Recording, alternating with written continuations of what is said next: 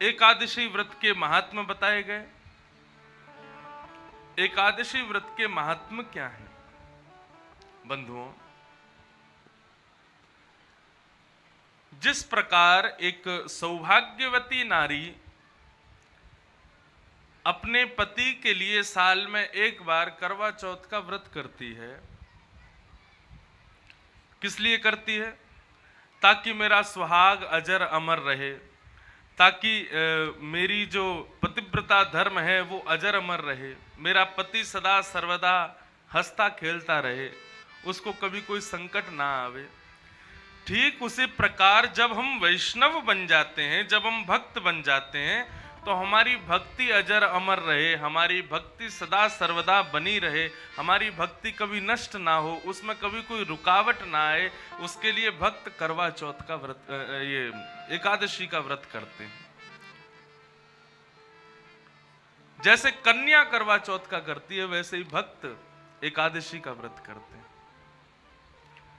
और अपने प्रियतम, अपने बाल गोपाल प्रभु की दीर्घ आयु की भावना, देखो वैसे तो ठाकुर जी की आयु पर कोई विशेष प्रभाव हमारे द्वारा, ठाकुर जी तो अजन्मा है, उनकी कोई आयु तो है नहीं, लेकिन फिर भी मानव क्या दे ठाकुर जी को? कुछ तो देना चाहता है, तो ठाकुर जी को हम लोग अपनी आयु प्रदान करते हैं व्रत के माध्यम से, और ठाकुर जी सदा सर्वदा फिर अपने भक्तों को प्रसन्न रखते हैं। और तीसरी और मुख्य बात यह है कि एकादशी के दिन अन्न में पाप का निवास होता है। यदि एकादशी के दिन अन्न सेवन करे मानव, और पूर्ण अन्न किसे कहते हैं? गेहूं को भी पूर्ण अन्न नहीं कहा गया, चावल को पूर्ण अन्न कहा जाता है। यदि व्यक्ति एकादशी के दिन एक प्रकार से ठाकुर जी से क्षमा मांगते हुए अत्यंत वृद्ध है, अत्यंत बाल अवस्था है, या थोड़ा सा शरीर अस्वस्थ रहता है, तो रोटी खा सकता है, लेकिन चावल तो फिर भी नहीं खाने चाहिए एकादशी के दिन। चावल खाने से फिर जो भी हमारे पाप, जिनको हमने कथा सुन करके, गंगा स्नान करके, प्रायश्चित करके जिन पापों को हमने नष्ट कर दिया है, वो समस्त पाप पुनः उजागर हो जाते हैं एकादशी के दिन चावल खाने से। पूर्ण अन्न है चावल, इसलिए भैया एकादशी का व्रत बहुत विशेष है, वैष्णव भक्तों को जरूर रखना चाहिए। लेकिन इस बात का दृढ़ संकल्प कर लें, दृढ़ निश्चित कर लें कि फिर जितने भी एकादशी होंगी हम उनमें विशेष भाव से रखेंगे। अच्छा, एक बात और बताएं आपको, लोग अन्न नहीं खाते, व्रत करते हैं, सोमवार का, मंगलवार का, एकादशी का, आदि आदि जो भी व्रत करते हैं, अन्न नहीं खाते, लेकिन यदि किसी को अन्न खाता हुआ देख लेते हैं तो उनके मन में भी इच्छा होती है कि कब एकादशी पूरी हो और कब हम कुछ खाएं। यदि ऐसी भावना हृदय में प्रकट हो रही है तो आपका व्रत तत्क्षण टूट जाएगा। व्रत का मतलब केवल यही नहीं है कि तुमने अन्न छोड़ दिया, व्रत का मतलब यह है कि फिर आपके मन में भी उस भोजन के प्रति इच्छा प्रकट नहीं होनी चाहिए, और यदि भोजन के प्रति इच्छा प्रकट हो रही है तो फिर खा ही लो, क्योंकि टूट तो वैसे ही गया है वो, उसको रखने से क्या फायदा। बंधुओं, व्रत का मतलब क्या है? एक प्रकार से अवकाश, अपनी इंद्रियों को अवकाश देना। हम रोज अपनी जीव को अन्न खिलाते हैं,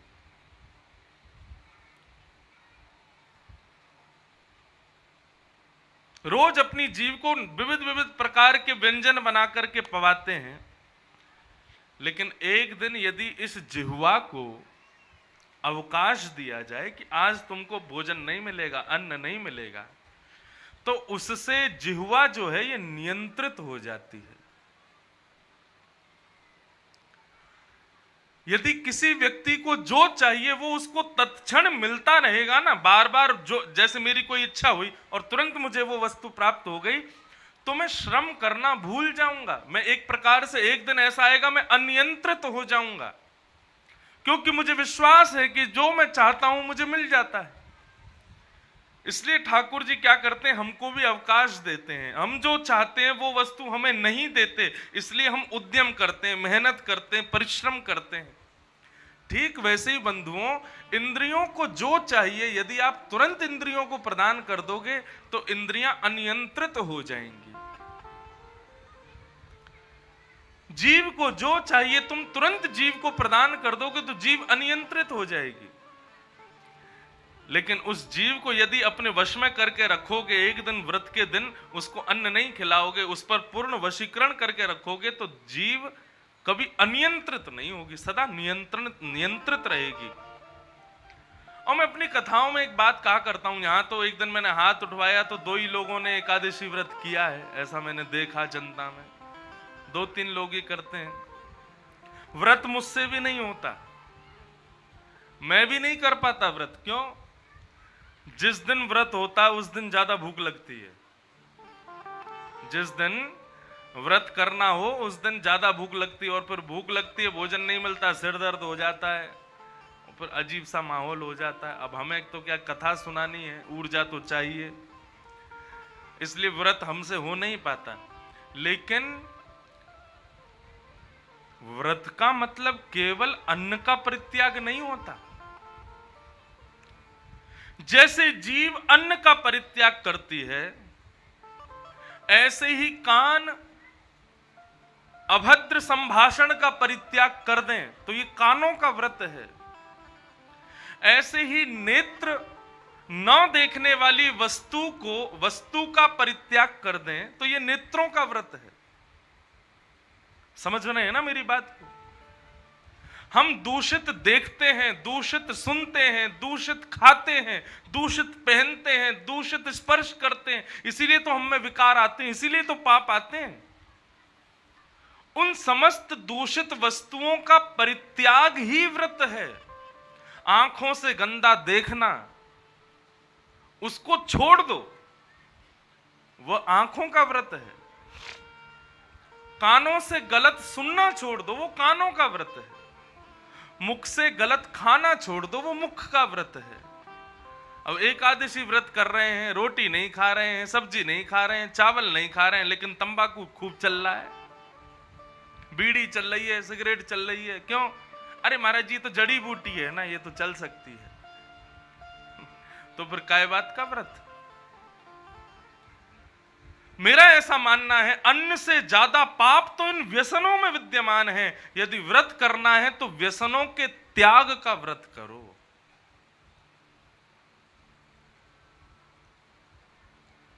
अन्न छोड़ देना और भगवान के द्वारा प्रदत्त उपस्थित वस्तुओं को छोड़ देना व्रत नहीं है। जो तुम्हारी इंद्रियां जिस व्यसन को छोड़ नहीं पा रही हैं उसका त्याग करना, यह व्रत है।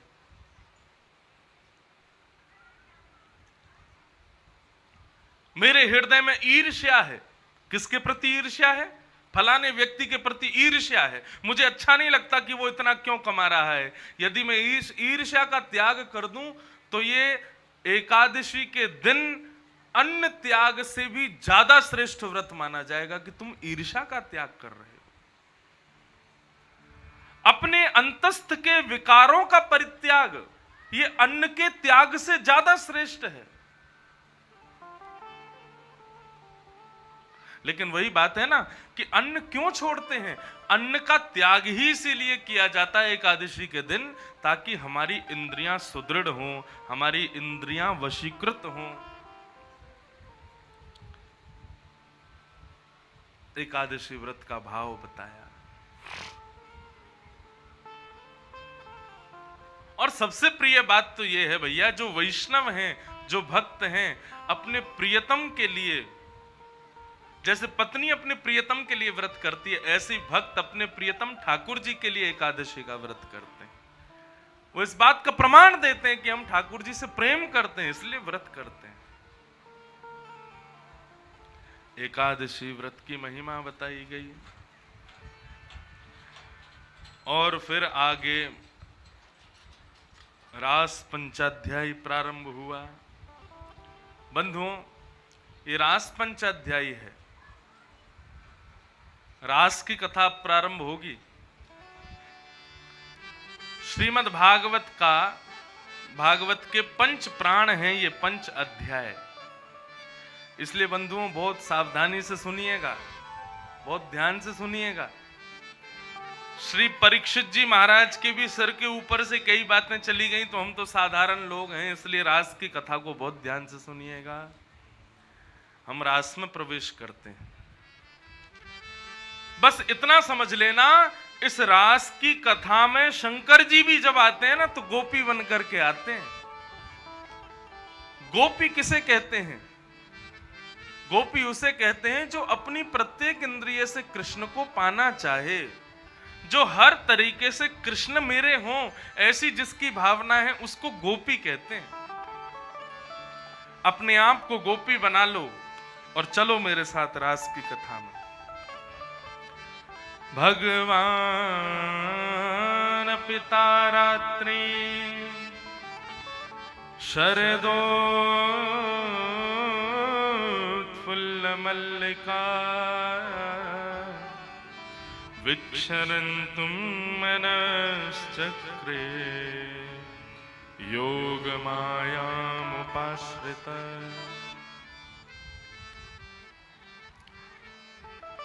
रास और रस ये 2 शब्द हैं। रास शब्द में र के ऊपर अकार है और रस शब्द में र और स केवल 2 शब्द विद्यमान है। रस और रास में अंतर क्या है? मैं अपनी कथाओं में कहा करता हूं, भक्त जब भगवत मिलन की कामना हृदय में रखे तो वो रस है, लेकिन भगवान जब भक्त मिलन की कामना हृदय में रखें तो वो रास है। भक्त के हृदय में इच्छा है कि मैं ठाकुर जी से मिलूं, मैं ठाकुर जी का दर्शन करूं, मैं ठाकुर जी के संग ये लीला करूं, मैं ठाकुर जी के सन्मुख प्रसाद पधराऊं, मैं ठाकुर जी के सामने नृत्य करूं, ठाकुर जी को पद सुनाऊं, मैं ठाकुर जी के लिए करूं। जब भक्त ठाकुर जी के लिए कोई क्रिया करता है तो उसको रस कहते हैं, लेकिन जब ठाकुर जी अपने भक्त के लिए कोई क्रिया करते हैं उसी को रास कहते हैं।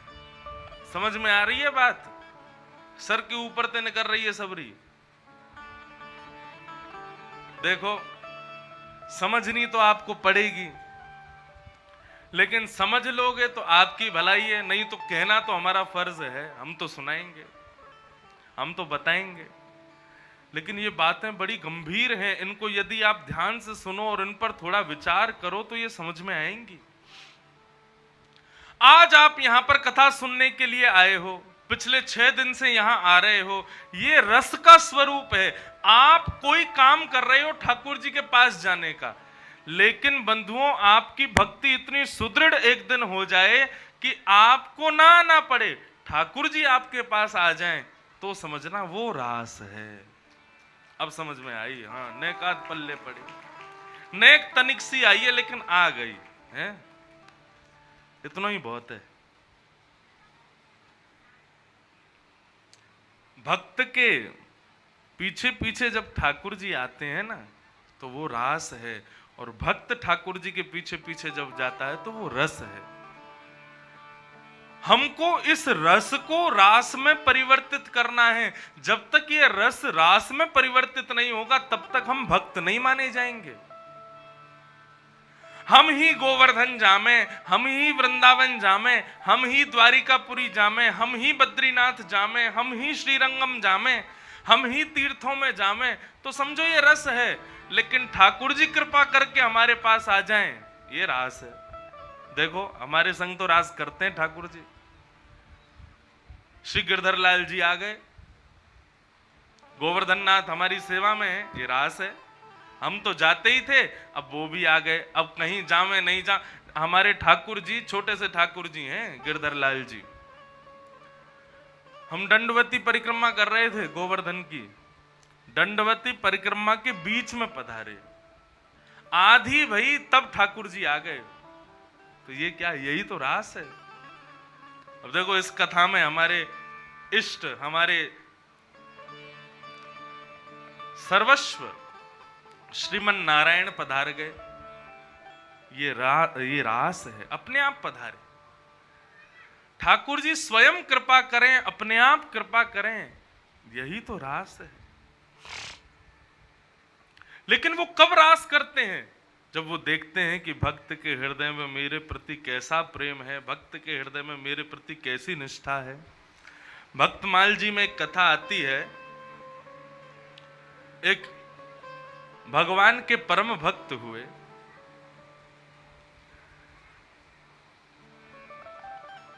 उनका नाम था त्रिलोचन दास। त्रिलोचन जी अपनी पत्नी के साथ में पंढरपुर में रहते थे। पंढरपुर महाराष्ट्र का एक छोटा सा स्थान है, वहां पर पंडरीनाथ भगवान, विट्ठल भगवान का मंदिर है। तो श्री त्रिलोचन जी अपनी पत्नी के साथ पंढरपुर में रहते थे। उनके कोई संतान नहीं थी। बहुत ध्यान से सुनिएगा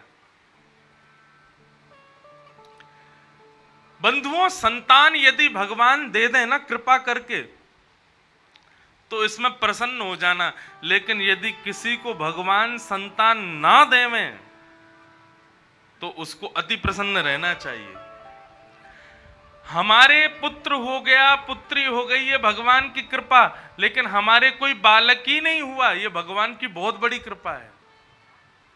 आप कहोगे कैसी बात कर रहे हो महाराज, वंश रुक जाता है, यूं हो जाता है, त्यों हो जाता है, आप कैसी बात कर रहे हो? अरे आजकल के बालकों से बढ़िया तो बालक ना हो तो बढ़िया है। कैसे संतान है आजकल के? माता पिता को प्रणाम करना नहीं जानते, उनकी आज्ञा को मानना नहीं जानते, और केवल किस लिए संतान चाहिए हमें? कि हम जब हमारी मृत्यु हो जाएगी तो हमारा अंतिम संस्कार कर देगा। पुत्र किसे कहते हैं? जो पुम नामक नरक से तार देवे उसको पुत्र कहते हैं। लेकिन बंधुओं, नरक एक नहीं है, बहुत प्रकार के नरक हैं। पुत्र होने से केवल एक ही नरक से बचोगे, बाकी नरकों में तो फिर भी जाना पड़ेगा। भगवान यदि किसी को कृपा करके संतान दें तो ये ठाकुर जी की कृपा, और ठाकुर जी यदि किसी को संतान ना दें तो ये ठाकुर जी की डबल कृपा। आप कहोगे क्यों? क्योंकि ठाकुर जी किसी को संतान देते हैं, किसी को पुत्र पुत्री देते हैं, तो इसका मतलब ठाकुर जी एक प्रकार से अपना पीछा छुड़ाते हैं उससे। क्या तेरा 24 घंटा तेरा मन यही में लगो रहेगो, मेरो बेटा कहाँ गए हो, मेरी बेटी क्या कर रही है, मेरो बेटा ठीक है कि ना है, मेरी बेटी ठीक है कि ना है।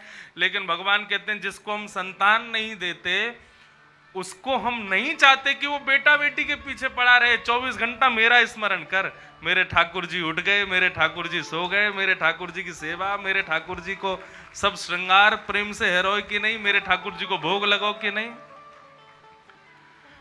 ठाकुर जी यदि संबंध का अभाव जीवन में देते हैं तो वो इसलिए देते हैं कि भैया तू कम से कम मेरा स्मरण कर, तू पुत्र पुत्री के चक्कर में मत पड़। भगवान किसी को यदि बहुत सारे संबंध जीवन में देते हैं वो इसलिए देते हैं ताकि तुम उसी में ही फंसे रहो। लेकिन भगवान यदि सबसे दूर रखते हैं, पुत्र भी नहीं है, पुत्री भी नहीं है, माता जी भी चली गई और परिवार के आदि लोग भी अकेले ही सही रह गए हो, तो ये समझो ठाकुर जी ने सब दूर कर दिया। बोले तेरा कोई नहीं, तेरा केवल मैं हूं, तू मेरा रहे, बस मेरा स्मरण कर। श्रीमद् भागवत के श्रोता का लक्षण क्या है? श्रीमद् भागवत के श्रोता का लक्षण है कि उस श्रोता के हृदय में कभी भी नकारात्मक विचार प्रकट नहीं होते। वो सदा सर्वदा हर चीज में सकारात्मक भाव रखता है। यदि पुत्र पुत्री नहीं है तो भागवत का श्रोता कैसी विचारधारा रखेगा? अरे ठाकुर जी ने पुत्र पुत्री इसलिए नहीं दिए क्योंकि ठाकुर जी स्वयं खुद को मेरा पुत्र समझते हैं। भगवान ने मुझे पुत्र इसलिए नहीं दिया क्योंकि वे ही मेरे पुत्र हैं, वे ही मेरी पुत्री हैं। तो त्रिलोचन जी के कोई संतान नहीं थी, त्रिलोचन जी भगवान को ही पुत्र मानते थे। एक बार कथा सुनने के लिए श्री त्रिलोचन जी गए तो त्रिलोचन जी ने कथा में सुना कि संत सेवा, भगवत सेवा ये भगवान को प्रसन्न करने के सबसे बड़े एक प्रकार से उपाय हैं। ठाकुर जी ना तो पंचामृत अभिषेक से प्रसन्न होते हैं, ठाकुर जी ना ही आपके बहुत सारी अर्चनाओं से प्रसन्न होते हैं। आपके 500 रुपये 2000 रुपये की नोट चढ़ाने से ठाकुर जी कभी खुश नहीं होंगे। आप सोने का छत्र चढ़ा दो, बढ़िया सोने की जड़ाऊ वस्त्र ठाकुर जी को चढ़ा दो, ठाकुर जी उससे प्रसन्न नहीं होंगे।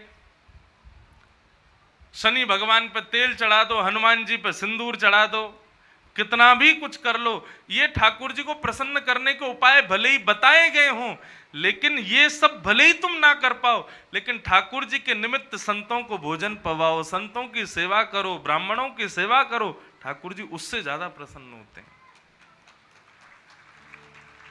एक पद है ना, शायद गाया कि नहीं गाया, यहाँ पे पद गाया कि नहीं पता नहीं, लेकिन उसका अर्थ समझ लो। गिरधर जब अपनों कर जाने, बजाना नहीं, केवल सुनो। ठाकुर जी अपना कब मानते हैं वैष्णव को? ताको मन भक्तन की सेवा, भक्त चरण रज सदा लुभाने, गिरधर जब अपनों कर जाने। भक्तन में मति भक्तन में गति, हरि उर हरिजन संगे हरि उर आने, गिरधर जब अपनों कर जाने। ठाकुर जी हमको अपनाएंगे, ये हमको पता कैसे चले? या श्री ठाकुर जी हमें अपना मानते हैं, ये हमें पता कैसे चले? बोले ताको मन भक्तन की सेवा। बोले जिसका मन भक्तों की सेवा में हो, संतों की सेवा में हो, ब्राह्मणों की सेवा में हो, उसको निस्संदेह ये बात स्वीकार कर लेनी चाहिए कि ठाकुर जी ने मुझे अपना लिया, इसीलिए मेरी संतों में निष्ठा है, इसीलिए मेरी ब्राह्मणों में निष्ठा है, इसीलिए मेरे भक्तों में निष्ठा है। भक्तों को देख के, संतों को देख के, ब्राह्मणों को देख करके यो मन में भावना आवे, अरे अब इनके सेवा और करनी पड़ेगी, दक्षिणा और देनी पड़ेगी, इनको प्रणाम और करना पड़ेगा। यदि ये भावना आ रही है ना तुम्हारे मन में, तो तुम कितनों चोला चढ़ाओ, कितनों शनि भगवान पर तेल चढ़ाओ, कितने सोने के छत्र चढ़ा दो, ठाकुर जी तुमको स्वीकार नहीं कर रहे हैं। लेकिन तुम ठाकुर जी को कुछ नहीं दे पा रहे, लेकिन भक्तों के प्रति, संतों के प्रति इतनी निष्ठा है, तो समझो ठाकुर जी ने तुमको स्वीकार किया। तो त्रिलोचन जी जब प्रवचन सुन रहे थे, तो वहां संतों की सेवा का जब उन्होंने प्रसंग सुना, उसी दिन उन्होंने अपनी पत्नी से कहा, देवी ठाकुर जी ने हमको संतान तो दी नहीं है, तो क्या करें? बोले अब बाकी का बचा हुआ जीवन व्यापार करेंगे, धन कमाएंगे, और जो भी धन हमको प्राप्त होगा उससे हम भोजन प्रसादी बना करके पंढरपुर आने वाले वैष्णव भक्त और संतों को भोजन पवाएंगे। अब जीवन भर यही सेवा करनी। बीच में हमारा भाव ऐसा बना था कि जहां कहीं भी हम कथा करने जाएं, तो कथा के जो यजमान हैं उनसे हम ये प्रार्थना कर दें कि भैया हफ्ता में एक दिन प्रभु प्रसाद प्रारंभ कर दो। क्या समझ रहे हो बात को? हफ्ता में एक दिन कथा कराने वाले यजमान को हम कथा करके आए हैं तो कुछ तो दे के जामे, तो ये दे के जामे कि हफ्ता में एक दिन, और तुम्हारी सामर्थ्य नहीं है तो महीना में एक दिन प्रभु प्रसाद करो। प्रभु प्रसाद मतलब ऐसे ही भंडारा करवाओ, उसमें सब भक्तों को बुलाओ, सब संतों को बुलाओ, कुछ नहीं, केवल सबको प्रसाद ही पवाओ। और फिर क्या करो, प्रसाद पाने वालों की झूठी पत्तल स्वयं उठाओ, उनके चरणों में प्रणाम करो, 5 रुपया, 10 रुपया, 20 रुपया, 50 रुपया, 100 रुपया, जितनी तुम्हारी सामर्थ्य हो उतना उनको प्रदान करो।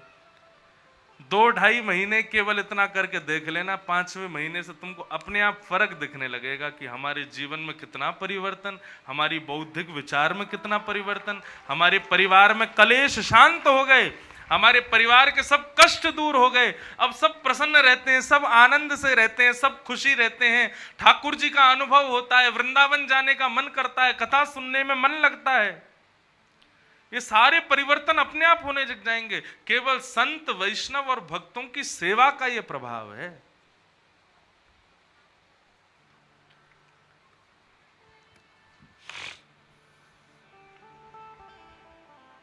लेकिन अभी हम कह तो देते हैं, अब यजमान के ऊपर है, उसको करना हो तो करे। कथा कराने के बाद में हम महीना में एक बार जरूर भंडारा करवावे। जितने लोग कथा सुनने आते हैं वो सब लोग फिर उसको हमेशा कहेंगे भैया इनने ऐसी कथा करवाई, वाके बाद हर महीना कथा की प्रसादी पवाते ही रहे। उस प्रसाद को पाने से प्रसाद पाने वालों के हृदय के विकार भी दूर हो जाएंगे। ऐसी कुछ योजना बने। तो त्रिलोचन जी व्यापार करते थे, जितना धन कमाते थे उस धन से खूब सारा भंडारा बनाते, और पंडरीनाथ भगवान के दर्शन करने आने वालों के लिए बाहर उन्होंने एक बोर्ड लगा दिया, प्रभु प्रसाद फ्री सेवा, कोई उसमें धन नहीं लगेता। अब तुम्हारा सारे वैष्णव, सारे संत, सब भक्तजन सब त्रिलोचन जी के यहाँ जाते और भरपेट भोजन करते। तो सब भक्तों को प्रसाद पवाते पवाते ये सब लीला करते करते करते वर्षों बीत गए। त्रिलोचन जी अब धीरे धीरे वृद्ध होने लगे, बुढ़े हो गए। त्रिलोचन जी और उनकी पत्नी ही अपने हाथों से प्रसाद बना के पवाते थे। अब इतने वृद्ध हो गए कि अब उनसे ज्यादा काम होता नहीं, सब्जी कटती नहीं, आटा माड़ा जाता नहीं, ये सारी सेवाएं होनी उनसे अब छूट गई। तो एक दिन त्रिलोचन जी पंडरीनाथ भगवान का दर्शन करने गए तो पंडरीनाथ भगवान से प्रार्थना करने लगे, हे पंडरीनाथ, हमने आपसे कभी कुछ नहीं मांगा, कभी संतान नहीं मांगी, कभी धन नहीं मांगा, कभी वैभव नहीं मांगा, केवल भक्ति मांगी, लेकिन आज हम आपसे कुछ मांगना चाहते हैं। और त्रिलोचन जी भगवान से क्या मांग रहे हैं कि हे प्रभु, हम नित्य संत सेवा करते हैं, वैष्णव भक्त सेवा करते हैं, आप कृपा करके हमको ऐसी व्यवस्था कर दो कि हमको एक सेवक मिल जाए, क्योंकि अब मैं भी वृद्ध हो गया हूं, मेरी पत्नी भी वृद्ध हो गई, हमसे ना रोटी बनती ना सब्जी बनती, एक सेवक हमको मिल जाए तो उसके सहारे हम लोग संतों की सेवा कर लेंगे। नहीं तो भैया अब हम क्या करते हैं, मैं सब्जी बनाता हूं तो सब्जी जो है वो रूखी सूखी बन पाती है, वृद्धावस्था के कारण इतना बढ़िया नहीं बना पाता। हमारी पत्नी वृद्ध हो गई है, वो रोटी बनाती है तो रोटी कच्ची रह जाती है, इतनी बढ़िया नहीं बना पाती, तो लोगों को प्रसाद पाने में कष्ट होता है। इसलिए आप एक भक्त, हमको एक ऐसा सेवक दे दो ठाकुर जी जो संतों की सेवा में हमारा सहयोग कर सके। अब ऐसा नहीं है, त्रिलोचन जी के यहाँ सेवक तो बहुत आते थे, लेकिन भाई संतों के प्रति निष्ठावान सेवक होना चाहिए ना। भगवान मनी मन विचार करने लगे, बोले संतों की सेवा के लिए, भक्तों की सेवा के लिए हमसे बढ़िया सेवक तो मिलेगा नहीं तुमको। त्रिलोचन जी रात में ये मांग करके गए, दूसरे दिन पंडरीनाथ भगवान ही छोटे से बालक बन के, ऊंची धोती पहन के, सिर पर स्वाफा बांध के, गले में एक दुपट्टा डाल के और सांवरा सलोना स्वरूप श्री भगवान का, और सीधे त्रिलोचन जी के यहाँ पहुंच गए। त्रिलोचन जी बोले, हाँ भैया बताओ लाला बेटा कहां से आए हो? बोले हमने सुना है कि आपको सेवक की जरूरत है। त्रिलोचन जी बोले, हाँ है तो सही। तो बोले हम आपके यहाँ सेवा करेंगे। क्या सेवा करनी है हमको बताओ। बोले सेवा क्या करनी है, सेवा बस संतों के लिए रोटी बनानी है, सब्जी बनानी है, चटनी बनानी है, यही सब करना है। हम दोनों थोड़ा हाथ बटा दिया करेंगे, बाकी की सब लीला तुमको करनी है, सब तुमको करना है। भगवान बोले ये तो मैं बहुत सालों से कर रहा हूं, अकेला ही कर लूंगा। त्रिलोचन जी बोले अभी तुम्हारी उम्र 8-9 साल की और तुम कह रहे हो बहुत सालों से कर रहे हो, तुम मतलब 4-5-6 साल का बच्चा तो थोड़ा बहुत समझदार होता है, और ग्रामीण क्षेत्र में तो 6-7 साल तक के बच्चा नंगे ही घूमे, उनको यूं ही ना पता रहे कि हमें लत्ताऊ पहनने। 8 साल की उम्र में तुम यूं कह रहे हो ये तो मैं जन्मों से करता आ रहा हूं, बहुत वर्षों से कर रहा हूं। हाँ बहुत वर्षों से कर रहा हूं, संतों की सेवा बढ़िया, मुझसे बढ़िया कोई नहीं कर सकता। त्रिलोचन जी बोले बहुत बढ़िया। नाम क्या है तुम्हारा? बोले मेरा नाम अंतर्यामी। अच्छा अंतर्यामी नाम है? बोले हाँ। माता पिता कौन है तुम्हारे? बोले मेरे कोई माता पिता नहीं है। बोले ऐसा कैसे हो सकता है, बिना माता के बेटा कैसे हो गया? बोले होंगे तो होंगे, लेकिन मुझे नहीं पता, मेरे अंदाजे में तो मेरे कोई माता पिता नहीं है।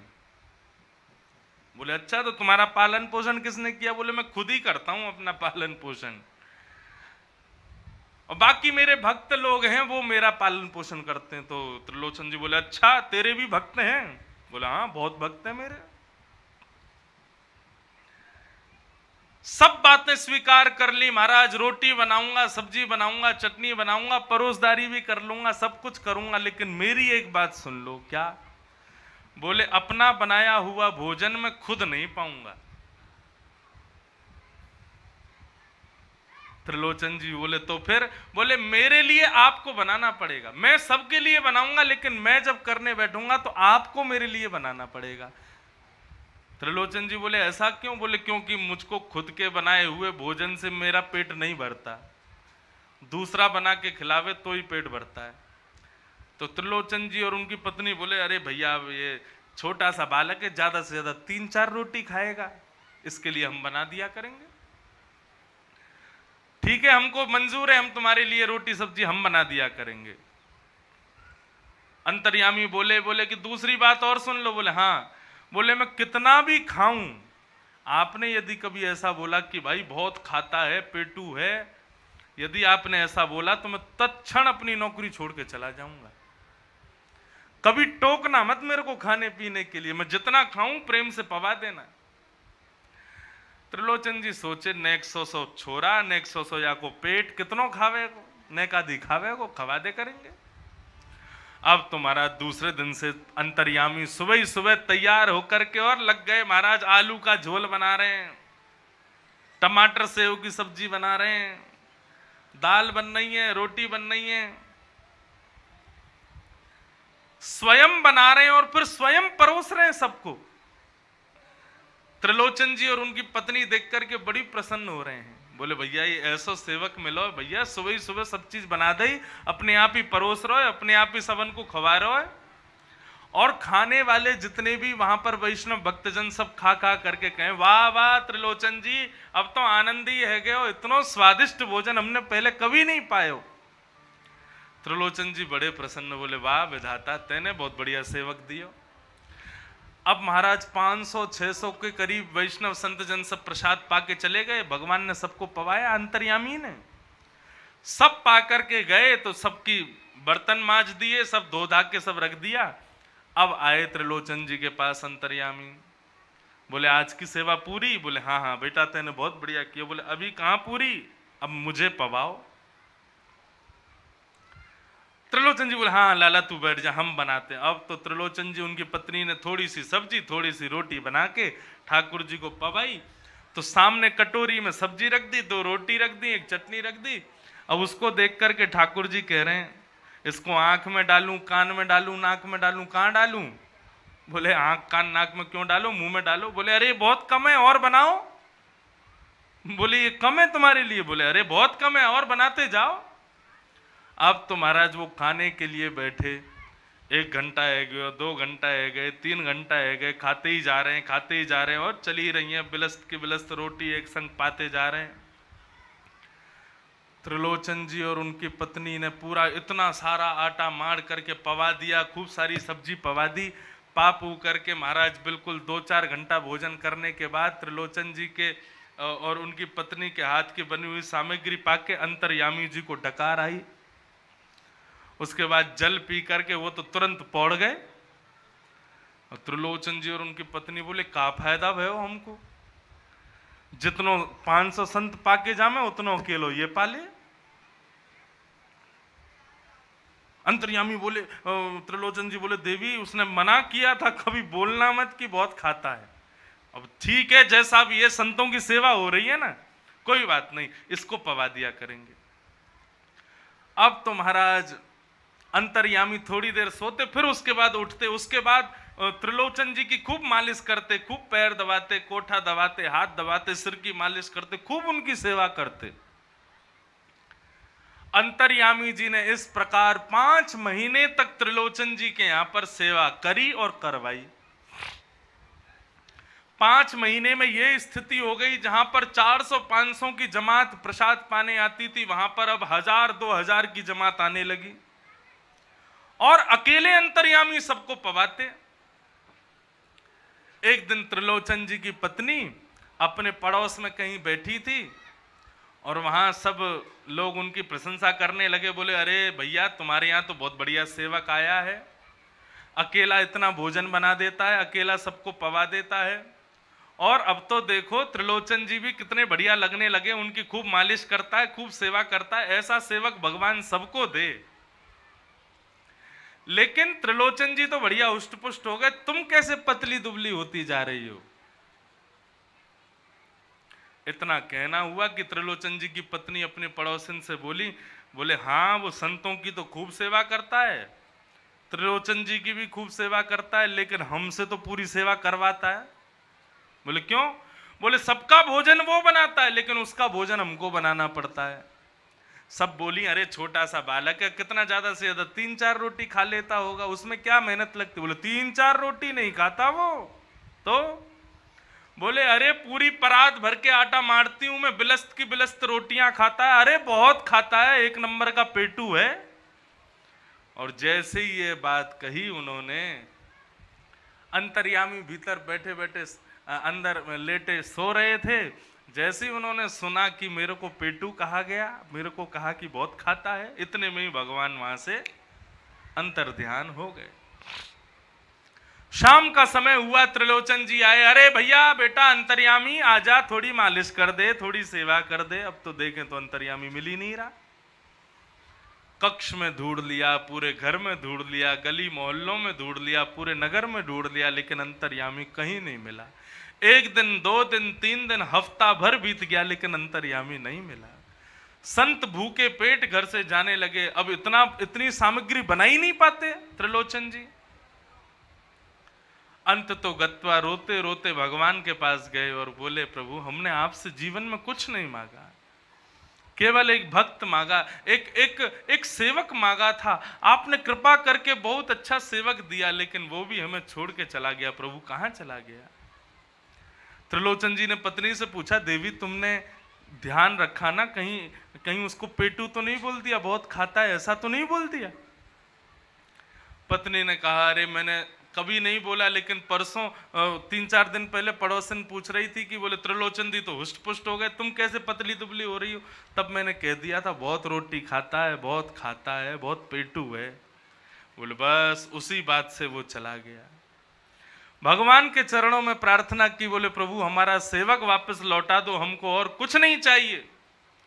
इतने में ही पंडरीनाथ भगवान जो सामने मूर्ति में खड़े थे, वो मूर्ति अंतर ध्यान हो गई, प्रत्यक्ष पंडरीनाथ भगवान प्रकट हो गए और प्रकट होकर के त्रिलोचन जी को दर्शन देने लगे। अरे मजे की बात तो सुनो, अभी ताली फिर बजाना। त्रिलोचन जी के सामने भगवान प्रकट हो गए तो त्रिलोचन जी भगवान को देख करके कहने लगे, बोले हमको आप नहीं चाहिए, आप तो फिर से मंदिर में ही चले जाओ, हमको तो हमारा सेवक वापस लौटा दो, हमको आप नहीं चाहिए, हमको तो सेवक चाहिए जो हमारी सेवा करे। इतने में ही भगवान बोले, अच्छा सेवक चाहिए, हम नहीं चाहिए? बोले नहीं आप नहीं चाहिए। तो बोले अच्छा आंख बंद करो। त्रिलोचन जी ने आंख बंद करी और बोले अब खोल के देखो। जैसे ही खोल के देखा तो पंडरीनाथ भगवान जो पूर्ण श्रृंगार करके खड़े थे, सारा श्रृंगार उतार दिया, ऊंची धोती पहन ली, कंधे पर साफा डाल के सिर पर एक स्वाफा बांधा, तो मानो पंडरीनाथ भगवान ही वही अंतर्यामी के रूप में सामने खड़े हुए हैं। त्रिलोचन जी बोले, अंतर्यामी तुम? बोले हम अंतर्यामी हैं, हम ही पंडरीनाथ हैं, हम ही विट्ठलनाथ हैं, हम ही बांके बिहारी हैं, हम ही ठाकुर जी हैं। त्रिलोचन जी बोले, तो इतने महीनों से मेरे यहाँ कौन सेवा कर रहा था? बोले संतों की सेवा हमसे बढ़िया कोई नहीं कर सकता त्रिलोचन जी, इसलिए हम ही तुम्हारे यहाँ अंतर्यामी बन के आए थे, हम ही सेवा कर रहे थे। तब ठाकुर जी को अपने हृदय से लगाया त्रिलोचन जी ने, बड़ी कृपा की। बंधुओं इसको कहते हैं रास। क्या कहते हैं? रास। ये रस नहीं है। भक्त के लिए भगवान तत्पर हो जाएं, भक्त के लिए भगवान रूप बदल लें, भक्त के लिए भगवान कुछ भी करने को तैयार हो जाएं, उसको कहते हैं रास। यही अंतर है रस में और रास में। रस में भक्त भगवान के लिए क्रियान्वित होता है, लेकिन रास में भगवान भक्त के लिए क्रियान्वित होते हैं। हमको स्वयं को ऐसा बनाना है कि हम रस में ना रहें, रास में रहें। ठाकुर जी हमसे मिलने के लिए तत्पर रहें, बेचैन रहें, ये भाव है।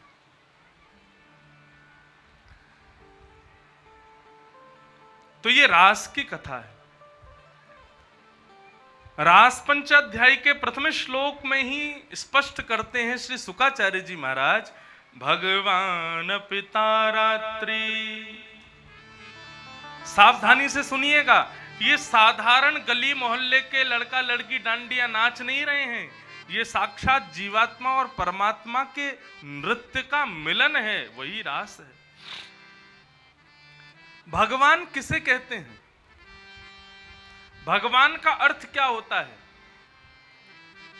उत्पत्ति प्रलयम चैव भूतानाम गति गति वेत्ति विद्याम विद्याम च सवाच्यो भगवानिति।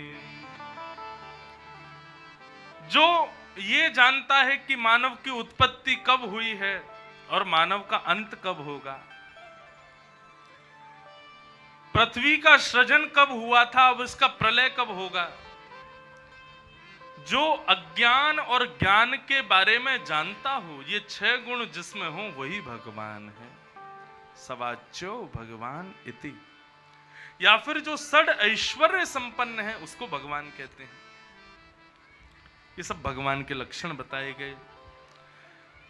भगवान ने गोपियों को पहले ही आश्वासन किया था कि हम शरद पूर्णिमा की रात्रि में आप लोगों से मिलेंगे और आप लोगों के साथ रास विहार करेंगे। आज जैसे ही शरद पूर्णिमा की रात्रि प्रकट हुई, समस्त गोपियां अपने अपने घरों से समस्त कार्यों को छोड़ करके भगवान से मिलने के लिए दौड़ने लगी। कोई गोपी भोजन बना रही थी, कोई गोपी अपना श्रृंगार कर रही थी, कोई गोपी अपने पति को प्रसाद पवा रही थी। इस प्रकार सब गोपियां अलग अलग रूप से अलग अलग कामों में व्यस्त थीं, लेकिन सब दौड़ पड़ी ठाकुर जी से मिलने के लिए। अब यहां पर एक प्रश्न उठता है बंधुओं, बहुत ध्यान से सुनना। भगवान 6 महीने तक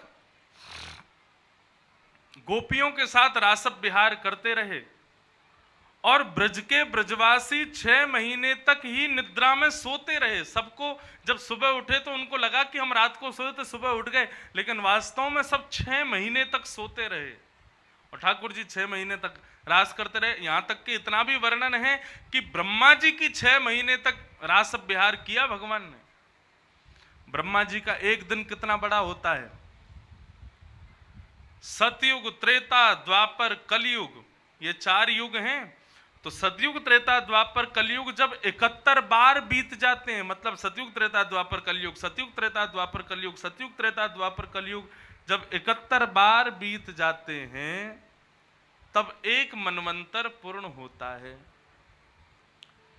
और तभी ब्रह्मा जी की एक रात्रि पूर्ण होती है। ऐसी ब्रह्मा की 6 महीने की रात्रि तक भगवान रास विहार करते रहे। हमारी सोच से परे है और ज्यादा उसमें अंदर घुसेंगे तो कुछ समझ में ही नहीं आएगा। भगवान कब तक रास करते रहे, ये संभव कैसे हो गया, ये हुआ क्या? इसलिए केवल इतना समझ लो बंधुओं, इतनी सारी गोपियां अपने अपने घरों को छोड़ करके ठाकुर जी के पास चली गईं, क्या उनके परिवार के लोगों ने ऑब्जेक्शन नहीं किया?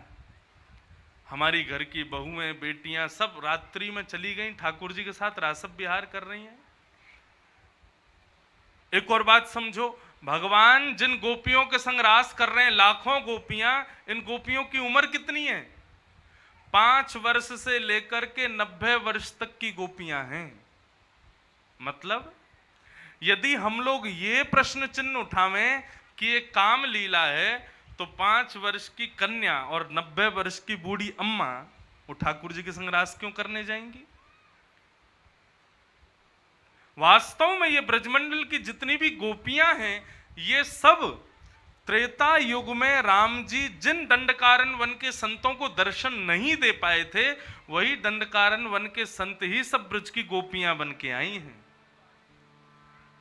और आज सब ठाकुर जी से मिलन करने के लिए पहुंच गए हैं। क्यों? अरे युगों से तपस्या कर रहे हैं कि कब हमको ठाकुर जी मिलेंगे।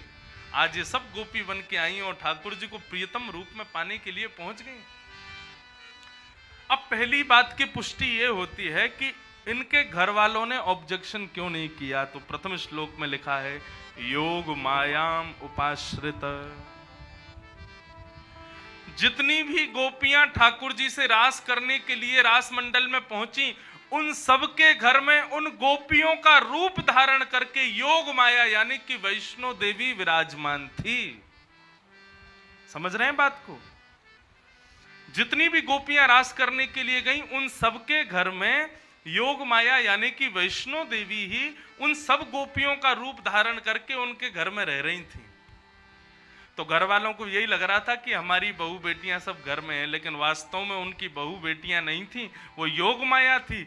वो सब गोपियां तो रासव विहार कर रही थी ठाकुर जी के साथ। तो इस प्रकार से भी ये हो सकता है कि 6 महीने तक ठाकुर जी ने रास किया, 6 महीने तक योग माया ही संपूर्ण लीलाओं को संपादित कर रही थी।